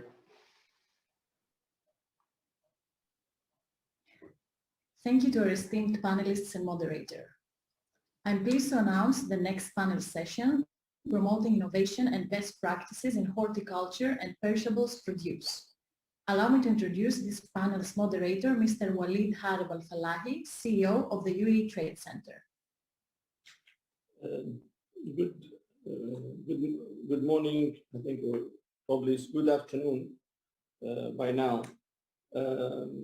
I think it's a great opportunity. As I mentioned earlier on the previous panel and the ending of it, you're talking about a powerhouse. Africa is a powerhouse in my opinion. And one of the main area of being a powerhouse is actually perishables and horticulture. If we go to horticulture, I think Kenya is the second exporter in the world with 7% of the global flowers. If we talk on perishables and fruit, vegetables, nuts, etc., I think it can solve a lot of the issues that we have in UAE when it comes to food security. But the question that I will put to every speakers today and also to the audience is fine. All this is fine. How can we do business? How can we bring all this wealth that Kenya exists into the world, into Dubai, into the Middle East, into CIS countries, etc., in more effective way? My first speaker comes from a powerhouse, comes from one of the leading global companies, Del Monte. Del Monte also has investment in all over the world, and in particular Kenya. Also, their head office for Middle East and Africa, and Middle East and Africa happen to be in Dubai. And CIS as well. Yeah, yes, okay, good. So I think, Mohammed, I want to be frank. I consider, due to the close relationship that we have with you and with the founder of Del Monte, what do you guys do? How do you guys do business globally, and how do you do it in Africa, and how do you do it in Kenya? Of course, in a very short period of time, I apologize. I'll be very quick and very straightforward. Let's talk about agriculture. In general, Del Monte has plantations and farms all over the world, but more strategic in CCAP or Central America and South America. That's one of the strategic hubs, as well as in Asia and the Philippines. Those have been historically the strategic hubs of Del Monte for most of the produce that we plant and we export globally. In the recent years, and with the higher demand, as well as the growing and emerging markets in the Middle East, North Africa, as well as CIS, that demand pushed Del Monte to establish or start looking into Africa, and in particularly Kenya. Del Monte has been in Kenya for many years. Historically, that was where our prepared division or canning operations started. Only in the recent few years have we ventured into agriculture, into the perishable part of agriculture out of Kenya to the Middle East, Eastern Europe, as well as Europe. In fact, most of Europe now is taking fruit from Kenya. We found out that Kenya is strategically located for these countries, and this is where supply chain played an important role. Ease of business in Kenya, like Walid was mentioning, Kenya is a wonderful country. Logistically, the proximity of Kenya is outstanding. There is still a lot of work to be done on the logistics, and I'll leave that to Walid to talk about, but that's where the challenges remain. But in general, strategically, if we're talking about food security in the GCC, and that's been on the top of minds of leaders across the Gulf states, is food security, and Kenya can play a major role in that regard. Can you tell us what infrastructure you have built in Kenya, and why it is important for Kenyan producers to know what you have in ground? I'm sorry, I'm going to detail. It's fine, it's fine. We actually have one of the largest pineapple plantations in Africa based in Kenya. It is the largest, the Murang'a County. Amazing location. We have everything from packing houses, the entire farming operations. We actually have schools in the plantation. We have the canning operation or the foods division, which plays a vital role. Because in agriculture, we know that not 100% of the product goes into the consumer as fresh or as a perishable. There is some residual fruit or product that comes out second grade or third grade that needs a home. It needs a route to get to the grower the proper full value of what he spent in the farm. And this is where the canning operation plays a role.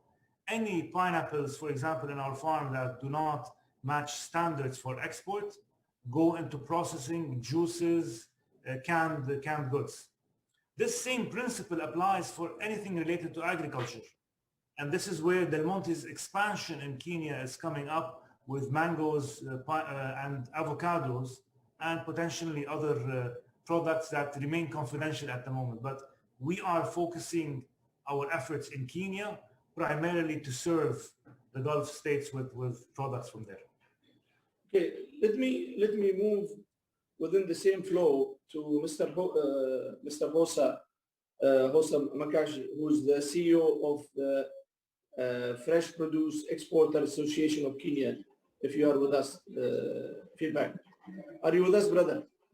Yes, Walid, I'm with you. How are you doing? brother? How are you doing? I'm fine, thank you. You look fresh. Sorry? You look fresh like you're produced.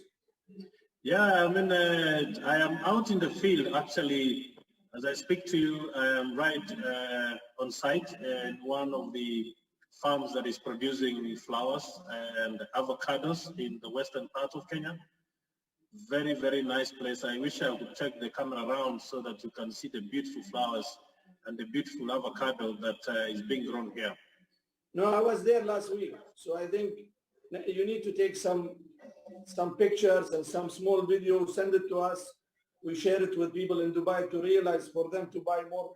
You know, and this is also another question to our second panelist, Mr. Clement. Kenyans are saying that we are not romantic. You know, that's what people are saying. They're saying Dubai people are not romantic. They are not buying enough flowers. I think that is true. Ah, Mr. Clement, huh? But if you are romantic, if you are romantic, you'll be buying half of our produce. I will tell you in a private note how much I bought from you, then you will realize that you need to give me the king of romance, but this is another talk. But let's go on a serious note. Let's go back to Jose and say, and you know, I come every time to Kenya. I go to, if you know, Ngara, I buy the fruits, beautiful fruits, your avocado, and even I tease Mr. Muhammad on this. The avocado that you guys have is such a buttery, amazing fruits. The pricing mechanism is amazing, but once it hits our market, you're talking about buying gold, you're not buying. So there is a challenge that your product, even though your banana, it's, with due respect to other bananas, I am a big fan of your bananas. So you have a full basket of fruit and vegetables. What can we do to bridge that gap? I think we have the appetite to buy. We have the market to buy. What do we need? We got, even me, I'm sorry, I'm tired of us talking. What can we do to bring that gap shorter? And I have also Del Monte here for them to start saying we are in. Thank you, Walid. I mean, a couple of things can be done. For sure, as you put it rightly, Kenya has the opportunity to produce probably the best you can get in terms of our, fruits and vegetables. Of course, Clement can say this many times over that we are a leading producer of flowers. But I'd like to speak, about fruits and veg. We produce very good quality avocados. I mean, I've been to Del Monte Farm in Muranga. Amazing piece of work to produce pineapples, and we can do more in other parts of Kenya. We produce very good vegetables. I'm sure you've also tested our French beans and snow peas and broccoli and sweet corn and baby corn and a whole range of other vegetables. We are not yet where we want to be in terms of the volumes of production. We can produce more, and that's where we are continuing to engage the growers in many parts of the country to be able to produce that. We have good logistics, room for improvement, but we have room for logistical improvement. And, the national government is doing its bit to ensure that the standard gauge railway gets to all major production places. We're currently in engagement with the national government through the Kenya Airports Authority to ensure that all our airports, the major airports we have in Nairobi, Mombasa, Kisumu, Eldoret, and others, are aligned to support exports, lifting of produce from there. So that is ongoing work. And I think the place where we can work together is to be able to get more people get interested within the UAE and states around there, get interested, get to understand that Kenya produces probably the best in terms of fruits and veg. So you need to work together with us to promote the Kenyan brand that is grown under the sun. I think for the people who didn't attend, I think His Excellency Richard Ngatia on the first day, he have announced this together with Kokoba and other entities. They announced the opening or the official announcement of opening Kenya Export Promotion Center in Dubai, which I hope together with all stakeholders, you guys can work together to push more product to the market, and with the linkage of big players such as Del Monte and other players that exist in Dubai, we should have more dialogue how to bring more business and more cargo to the market. Sure. I have a comment on this. Yes. Allow me. At the moment, I don't see the opportunity to grow the exports. No, let me rephrase. There's a huge opportunity to grow the exports, but there's a huge barrier that is not in the hands. If we have the capacity to export more logistically, we will do so. There's still challenges on the flights out of Kenya, for example, especially during Valentine's or the period before Valentine's. All flights are booked. We have a lot of fruit and vegetables. So we talk about snow peas to the UK, snow peas to Europe and to the Middle East, as well as pineapples. There's not a single flight available to take the product, especially during that period.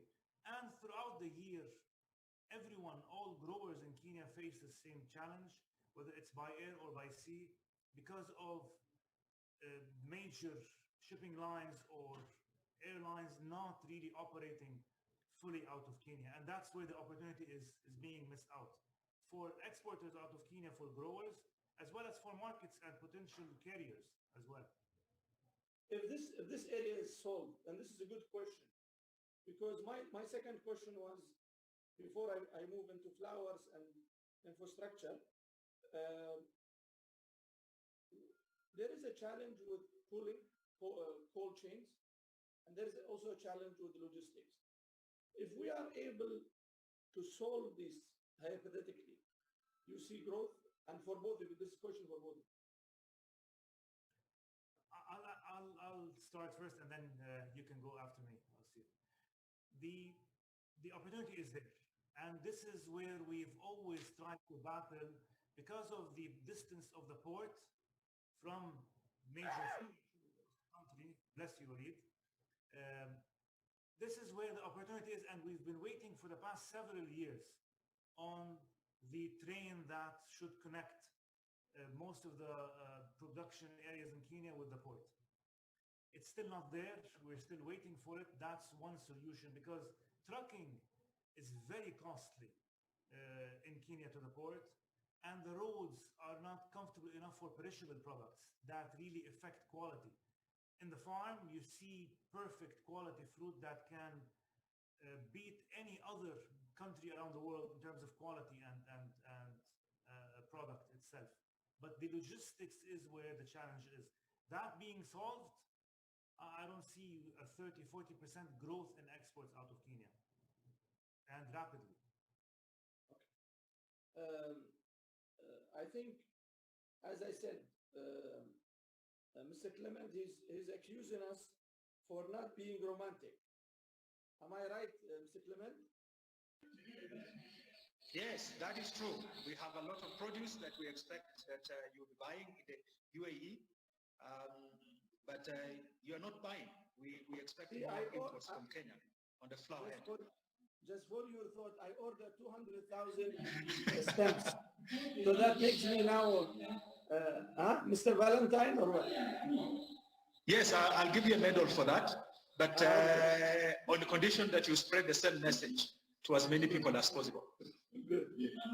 My question to you, sir, Kenya contribute around 7% of the world flowers, up and down that percentage, you know it better. And the flow of the trading can increase, I think, with the infrastructure that we have, with the demand of flowers in this region. The only challenge is that most of this flower is not coming direct.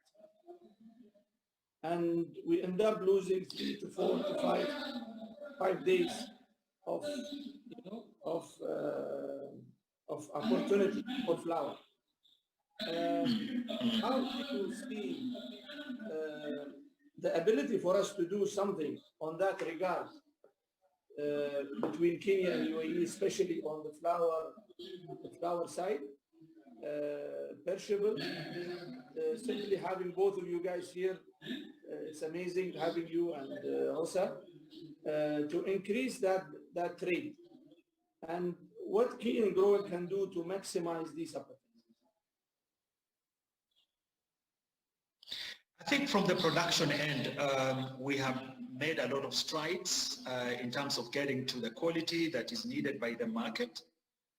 And by and large, across the different markets where we export, our quality will measure up to the quality of many other producers across the globe.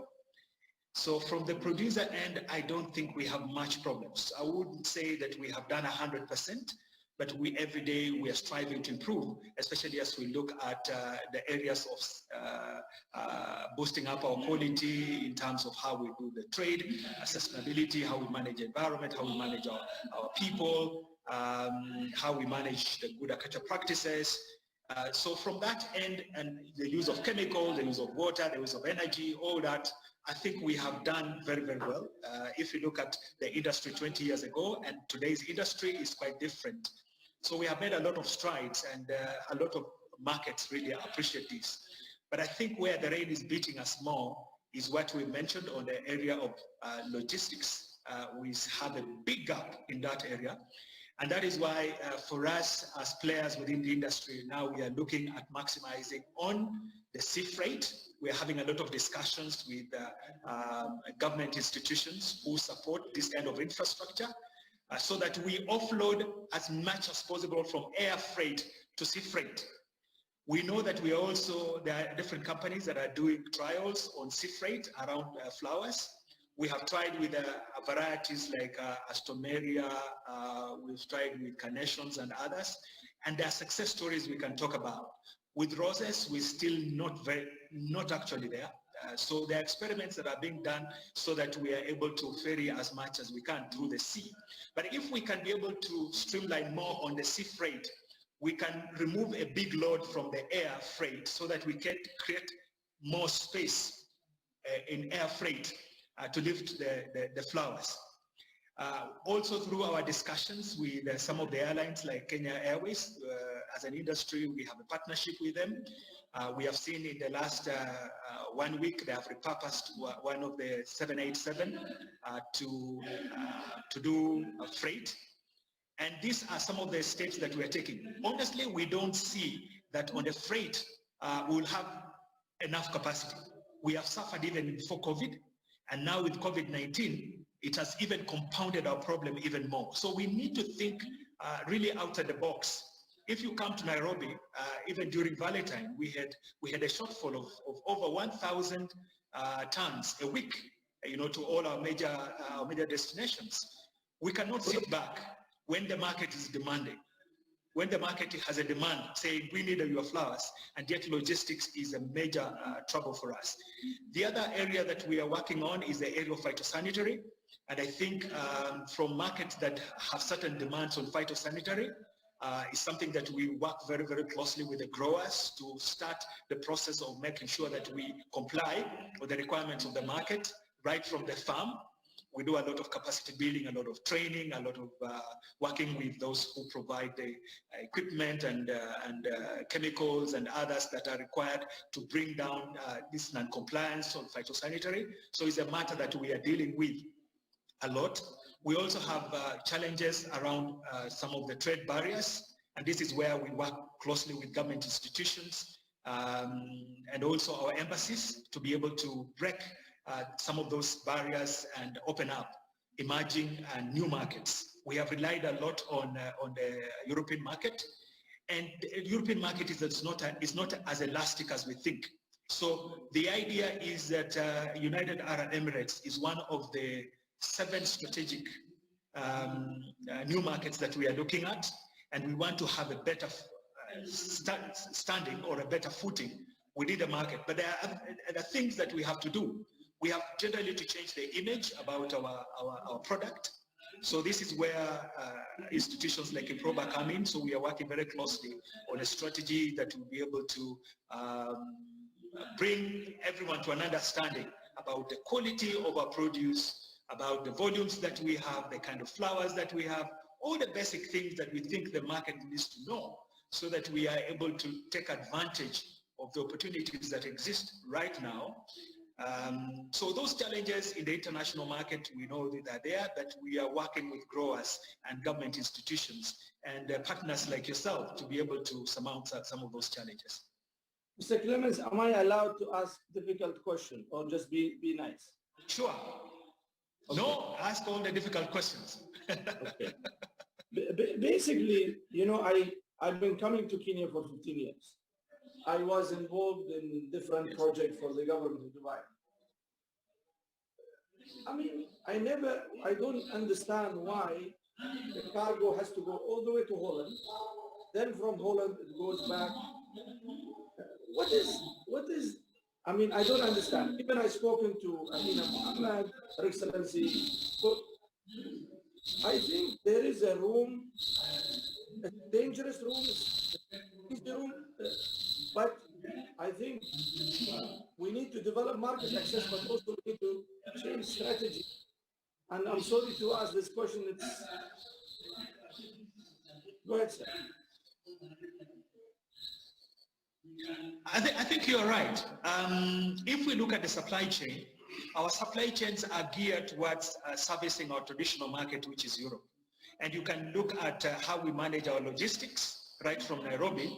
You can see that the thinking is right towards Europe, much more than you would think towards emerging markets. And this is something that we need to change. So players within, the players within the logistics space have to think outside the box. And for us, we have got to a point where we want to offer a platform where all the players can come together and ask some of these questions you're asking that are much more difficult at the moment, or have been difficult in the past. People have not confronted them, but yet they are critical questions to ask now, especially for us who are looking at diversifying into new end markets. We need to streamline our logistics much better, right from the farm all the way to the market. And every player has to see things probably that we have not been looking at before, and see where the opportunities are much more now before. I think we cannot continue with the traditional market as we have done and relying on the logistics as it's always done. So it's a complete mind shift.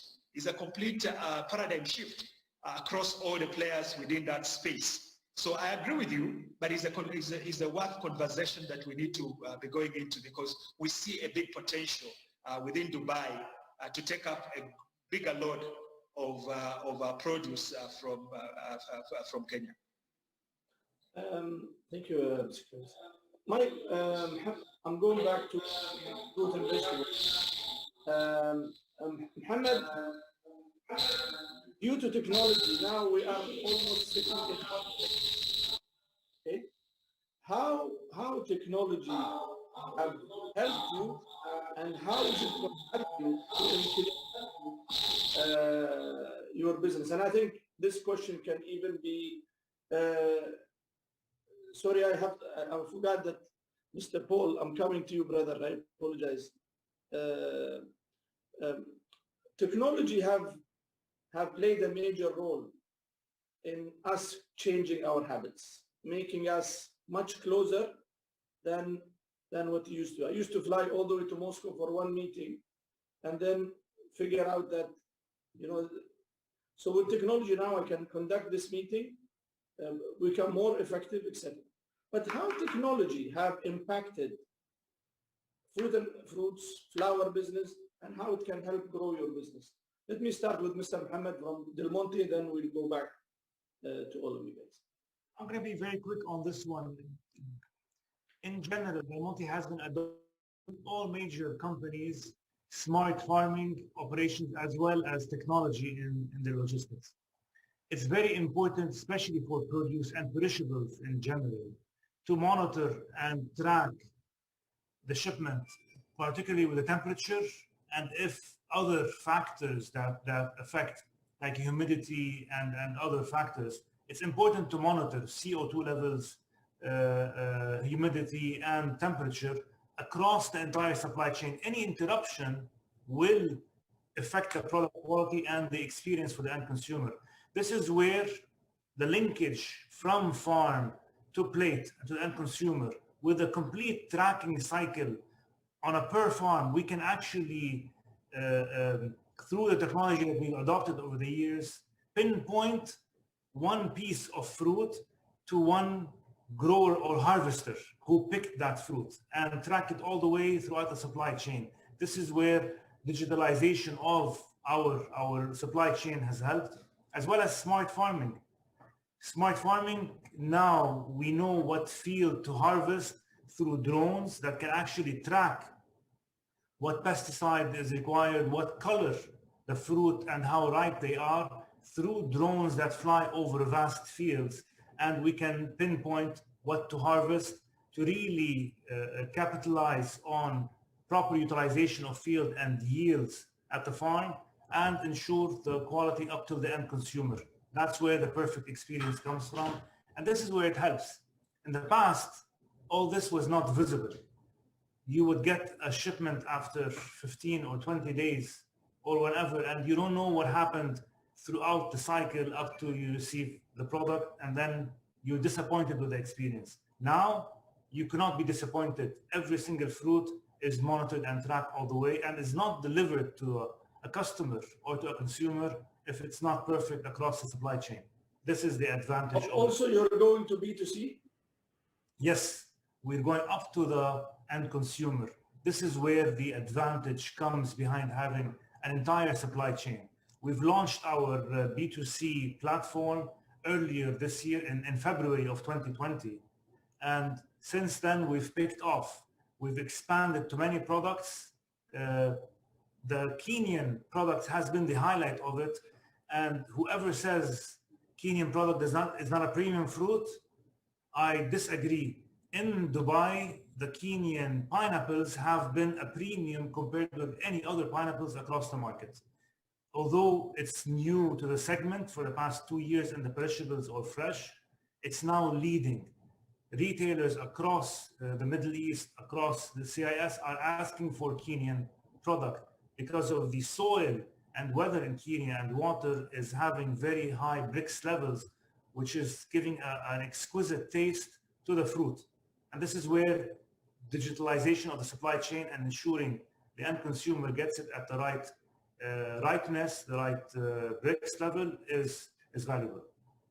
Hossa, technology, how is it, especially for SME growers, how it can help you maximize the throughput, maximize products so it can go to market access? Thank you very much, Walid. For me, technology really begins from the farm, the type of seed that would be sown, the varieties and the cultivars of either fruit, veg, or flowers that will be sown.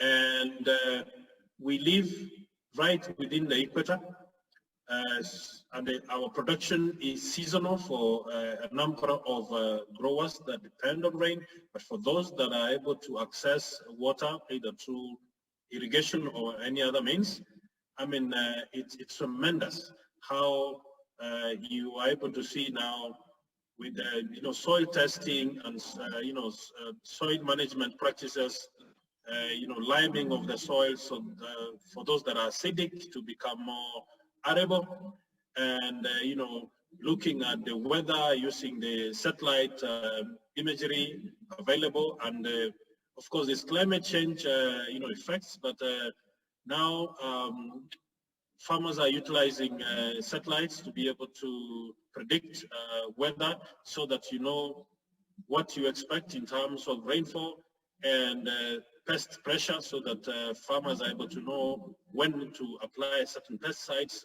This is something that wasn't there 10, 15, 20 years ago. Now it's part of the technology that is helping farmers produce best quality products, especially for fruits and veg and flowers that is going into the destination markets. And there's a lot of plant breeding going on to produce fast maturing, high yielding products that are also tasty in the market. And with this and a range of all other technologies available, I think we are positioned to be able to produce for the market that which the market is looking for. Thank you. Mr. Clement. Hello? Clement? Hello? I think, hello, Mr. Clement? I think we'll go back to, I prepared a tough question for him, so I hope he, brother, let us go to the next speaker. We made sure to. Sorry, Walid, I can hear you, if you can hear me. Brother, one more easy question for you. Yes. We saw Mombasa tea auction. Okay. Is there a room or a possibility also to have the Kenya flower auction? The simple answer is yes. It is possible for that to happen. It's a matter of those who are within the supply chain, looking at all factors that will make that possible. We know that experiments have been done elsewhere to establish flower auctions. Maybe with today's technology, it is possible now to do much better. The trials that were done in places like China and the rest. Today, with today's technology, we can be able to do much better.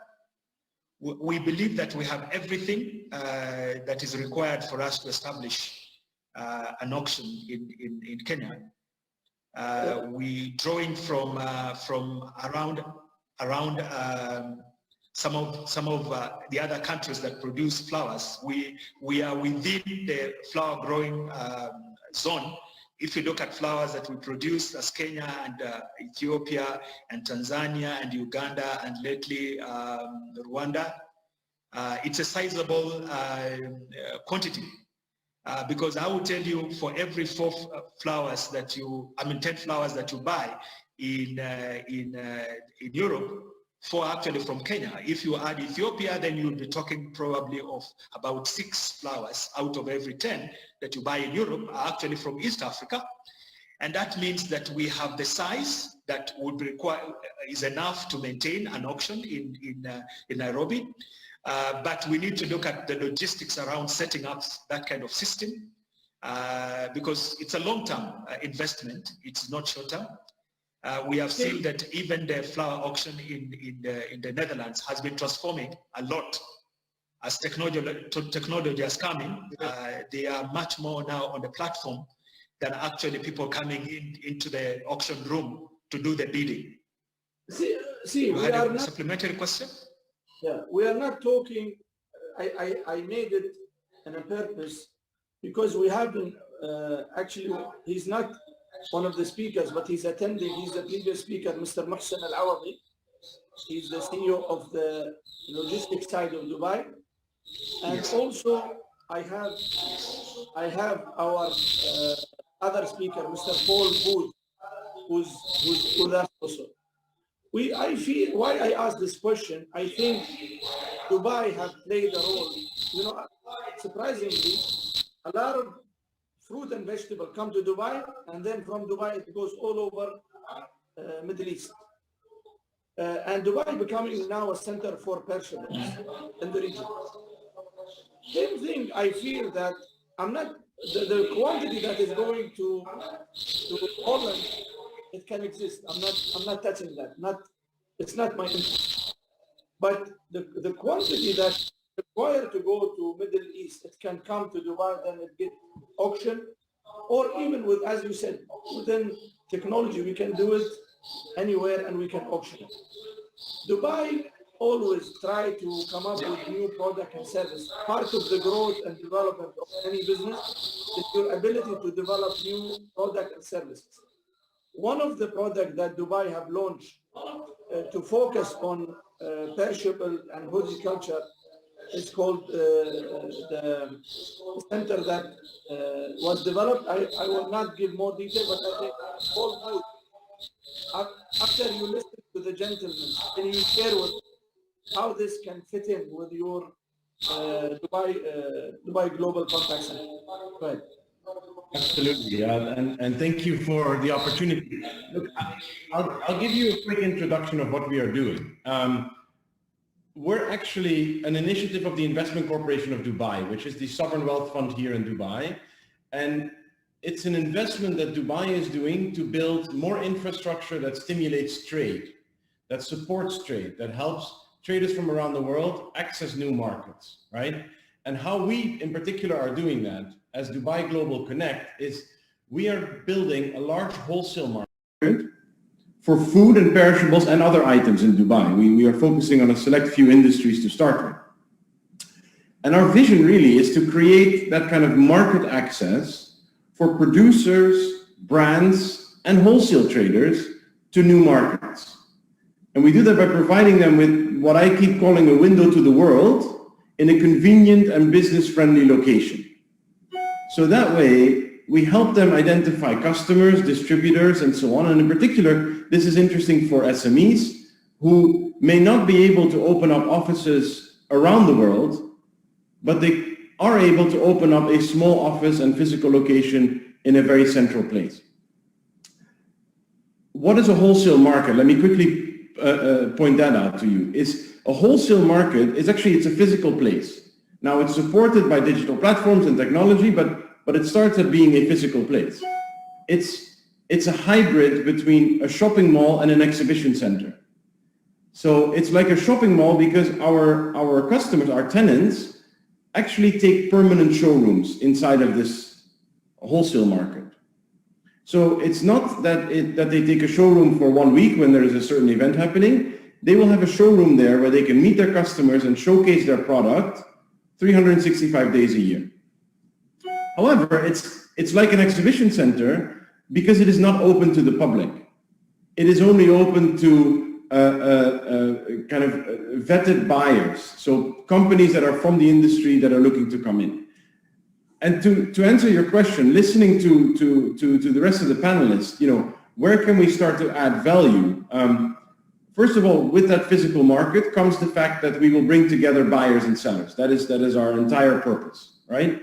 We do that through a calendar of events. We do that through potentially organizing auctions, as we just discussed, you know, bringing trade delegations in, identifying the large buyers from around the world in associations, and inviting them to come to Dubai to meet with all the suppliers. And the location of Dubai is actually perfect because the markets that we are targeting is actually to connect Europe and CIS with Asia and Africa, right? And if we picture that as a triangle, Dubai is at the center of that triangle connecting all of them. And that's what was the starting premise of why we're building this market here, is to really connect that triangle of countries and to create a physical place for them to meet. That physical place is then supported with other infrastructure, like I said, with technology, with, you know, trade supporting infrastructure, with licensing, with logistics companies and so on. But we're using that location of Dubai, and even we're using the location that we have inside of Dubai in the Dubai South Logistics District to really bring together these traders. Paul, you've been familiar with the Dutch model of being a Dutch with flour. Do you see Dubai complementing Poland when it comes to flour auction or trade or etc.? Well, I think, as I mentioned, Dubai can play a very big role because we have a great geographical location, but also the right kind of infrastructure, right? The ease of doing business, but even more importantly, the ease of access to Dubai. If you start to picture a lot of our friends and attendees on the call today, you know, it is not always easy to get visas and to travel to certain countries that you want to access, right? Dubai has created a very business-friendly environment where a lot of nationalities can enter without needing prior visa approvals, you know, without having the hassle of needing to go through all sorts of administrative burdens. And in addition to that, with the air and freight connection, but let's talk about the air connection that Dubai has through Emirates Airlines, you know, through other airlines that are coming here, through Dubai Airport, you know, we are actually a very, very convenient place to come to meet your customers from around the world. And the way we put it, and we've created some videos around this, you know, our whole vision is to help people to meet halfway. You know, you're trying to access new markets. Dubai is that halfway point where you can meet your buyer without having to travel all the way to them, and for your buyer to meet you without having to travel all the way to where your location is.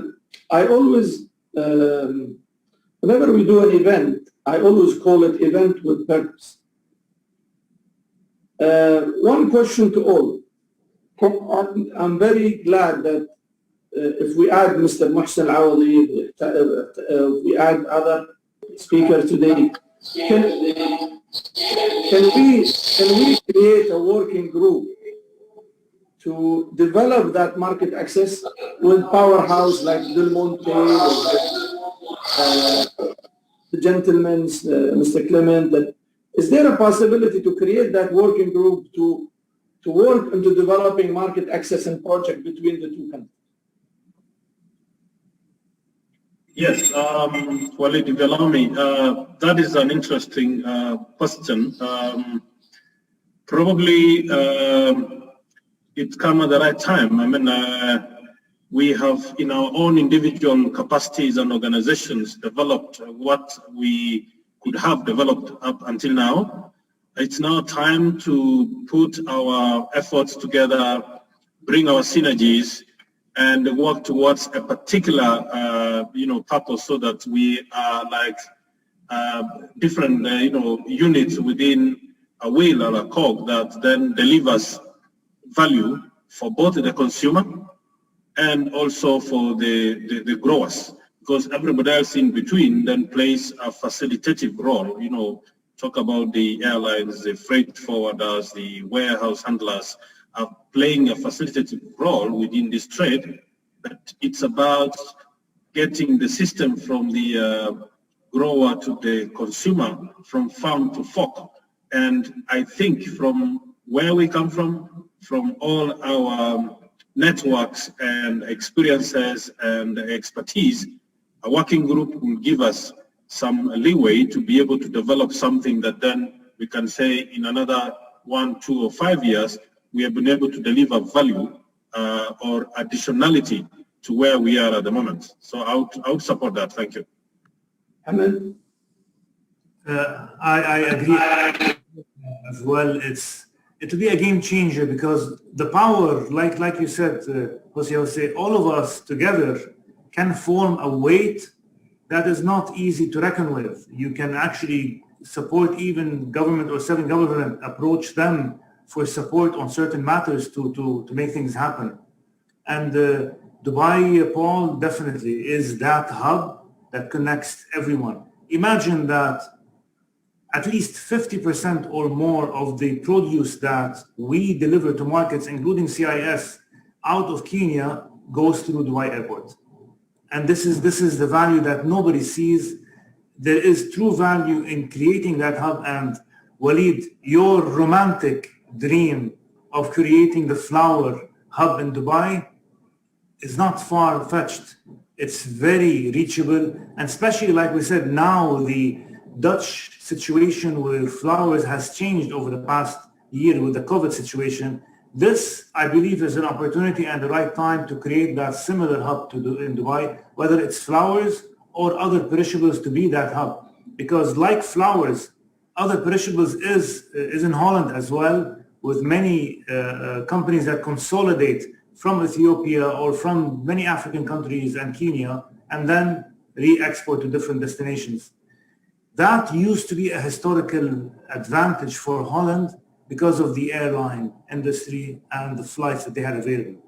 But now, when Emirates came up, nothing can compare with the network and the strength that Emirates has. And this is where I believe the value can come if we all put our arms and strength together to leverage on that situation. I think one of the markets that is not tapped for, and Mr. Clement can correct me if I'm wrong, is China. China demand for flour and this. Mr. Clement, what do you think of what we just said?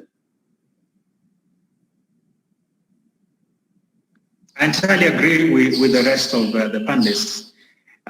They say that behind every cloud there is a silver lining. I think for us, the COVID-19 has just come in to unearth the soft belly within the supply chain around perishables.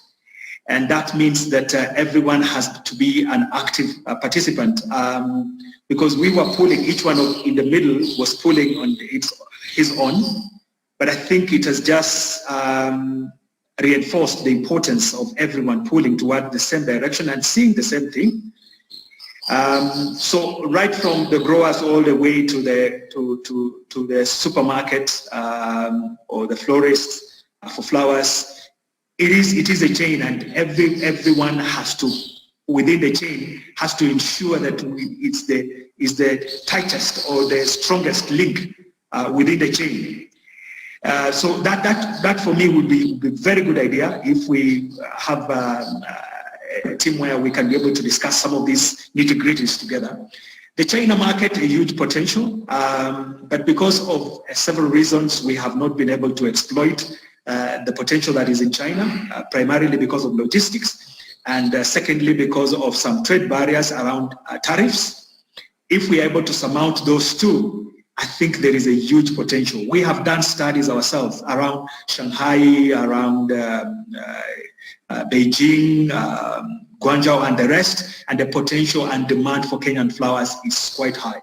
We need to look at this and be able to see what we need to do as a next step. Walid?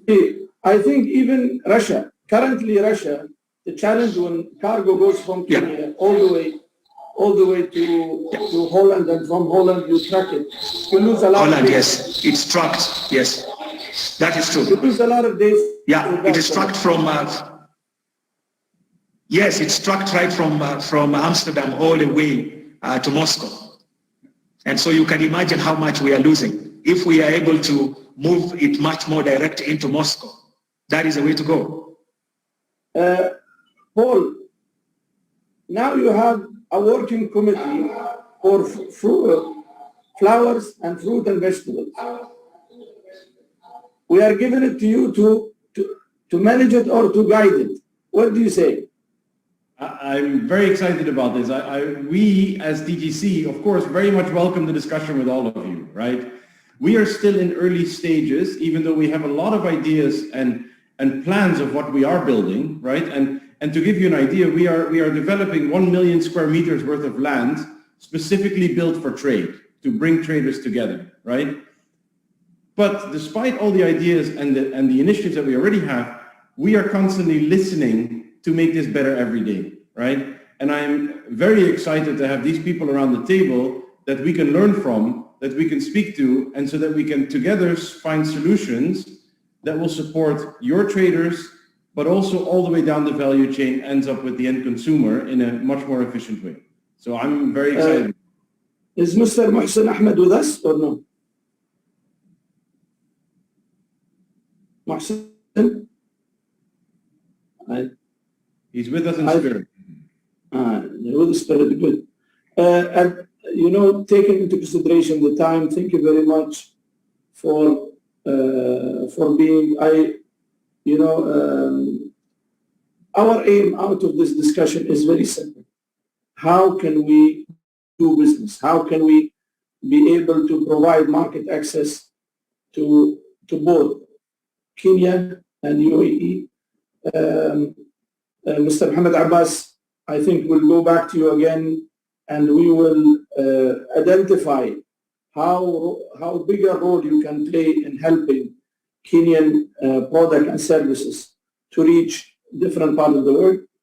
Mr. Hossa, I think in the near future we need to sit down together and identify opportunities and strategies how Dubai can help you access more customers from Dubai onward. Mr. Clement, I think we need to sit down again and discuss how can we grow the flower market from Kenya to Dubai and to the Gulf, at least to start with. Paul, I think you need to push, my brother. All these guys are excited to do business, and they are senior guys who are very serious and senior and encouraged. And through this event, we have the leadership support and also the interest of the people. For 3 days in a row, we are hitting 1,000 audience and it shows what? It shows that Kenya is serious about business. Africa is serious about business. Us in UAE, we need also to be serious to match that seriousness. On my behalf and behalf of, also I would like to thank His Excellency Joe Mshura, the Minister of ICT, His Excellency Abdullah Al Saleh, Deputy Minister of Ministry of Economy UAE. Also, I would like to thank our sponsors and host Dubai Global Contact and also Dubai South and Easy City for their support and encouragement. And we look forward to see you, inshallah, on next event. Thank you, gentlemen, for your support. Any last words from each of you guys? Mohammed, onward. Thank you very much, Waleed, for bringing us all together. You have always been that type of person who brings people together and closer, and hopefully all your efforts will go and have value. We look forward to the coming years to growing our operations in Kenya to support all our operations globally. And Clement, Jose, and Paul, forward to working with you on really making that difference out of Kenya. Thank you. Thank you very much, Waleed, for organizing this, for bringing us together. It's an exciting moment. We have learned lessons out of the disruption of COVID-19, but I think it's also a turning point where we need to become more innovative and look at things quite differently. And we at FPIC look forward to working with all of you to increase the volume of trade and improve the bottom line for all those who are involved in this business. Thank you. I think for us, this is a demonstration that Kenya is ready for business. We are ready to partner with the UAE in doing business. We consider UAE being a very strategic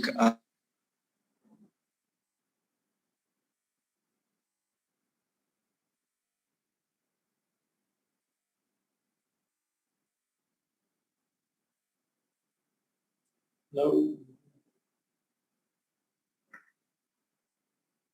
Abu Bakr.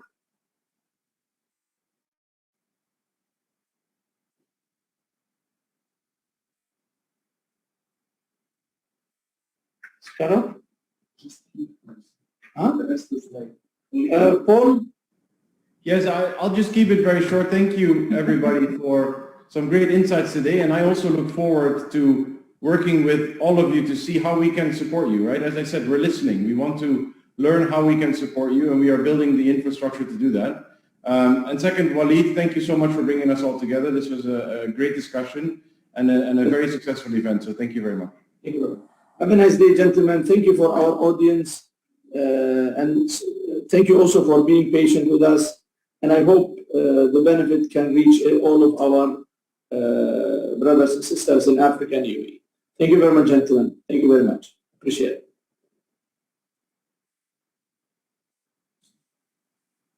So. Thank you all. We are now closing the e-commerce day of our event, Dubai Week in Africa. I would like to acknowledge our very supportive sponsor, Easy Dubai, Dubai South. Thank you very much. I'm inviting you to join us tomorrow for the fourth and final day of the event that will cover Islamic economy and will be held from 11 a.m. till 2 p.m. tomorrow, Dubai time, and 10 a.m. till 1 p.m. Kenya time. We look forward to having you all in attendance. Thank you.